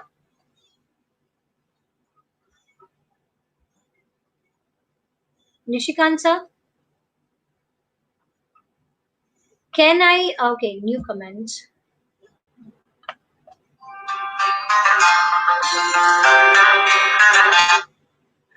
How will I be able to give show the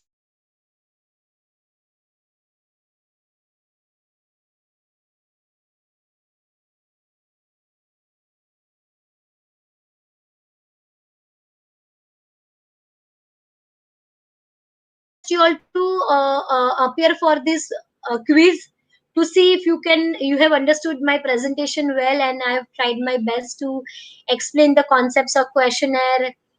Though each topic requires a lot of discussion, but I have tried to cover many of things. So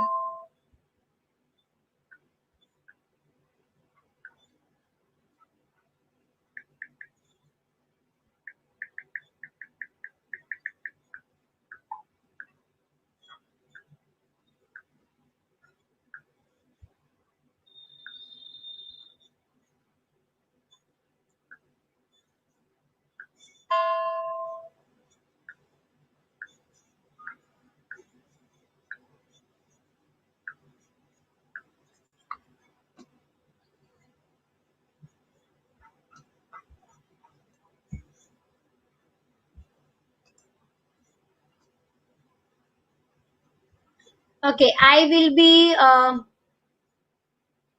be stopping that quiz in next 5 minutes. So I request all the participants to kindly click on the link and appear for the quiz, and we'll share the quiz result with you all.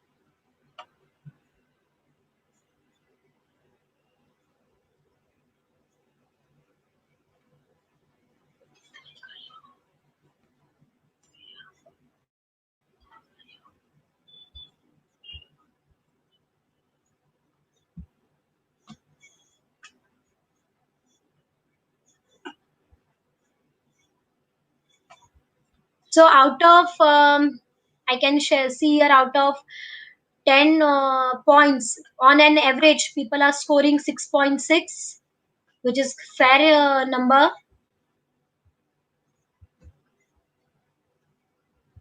Nishikant sir, I'm just sharing one of these.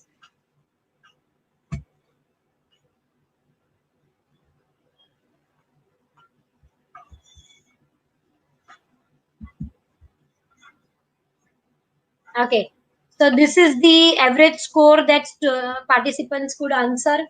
So out of 10 marks, most of them could answer. So the average is 6.56 here, which means that participants have fairly understand or have understood what I have tried to say here. 72 respondents till now on an average Answer out of 10 is 6. So they are scoring very well. So if you can answer any question answer rounds are there of any questions that they want to. Nishikant sir?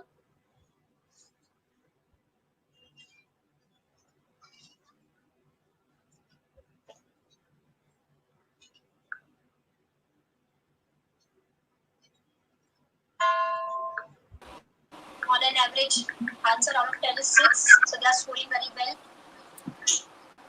So if you can answer any Ma'am. question answer rounds are there of any questions that they want to. No, ma'am. I think we have already done the things for them. Yes, ma'am. Are you able to hear me? Yes, yes. Ma'am. We have done even the link part also, and many participant got 10 out of 10 also. Average score is 7, Yes, but they are. many of them. That means it was Yes, yes. fantastic. Uh, Yeah, they could yes, answer it yes, very well. See, here we can see. yes, ma'am. And on the backstage, we always Okay, sir. assist the speaker. So we put our message, we put Okay, sir. other things, for organizing. You have organized big event like All India. So here, lot of backstage Okay. work is required, ma'am. It Okay, was okay. fantabulous. Thank you very much. So with this, do we stop our session? We end our Yes, session here? yes, ma'am. Okay. All the very best for tomorrow's session. You have Dr. Kuldeep Sharma, who is going to speak on data analysis. He's an amazing speaker for that particular topic. And Dr. Nishikant Jha, Dr. Arvind Lohar, and Dr. Anta ma'am. I really thank all of you for giving me this opportunity. All the very best. Keep learning, stay home, and be safe. All the very best.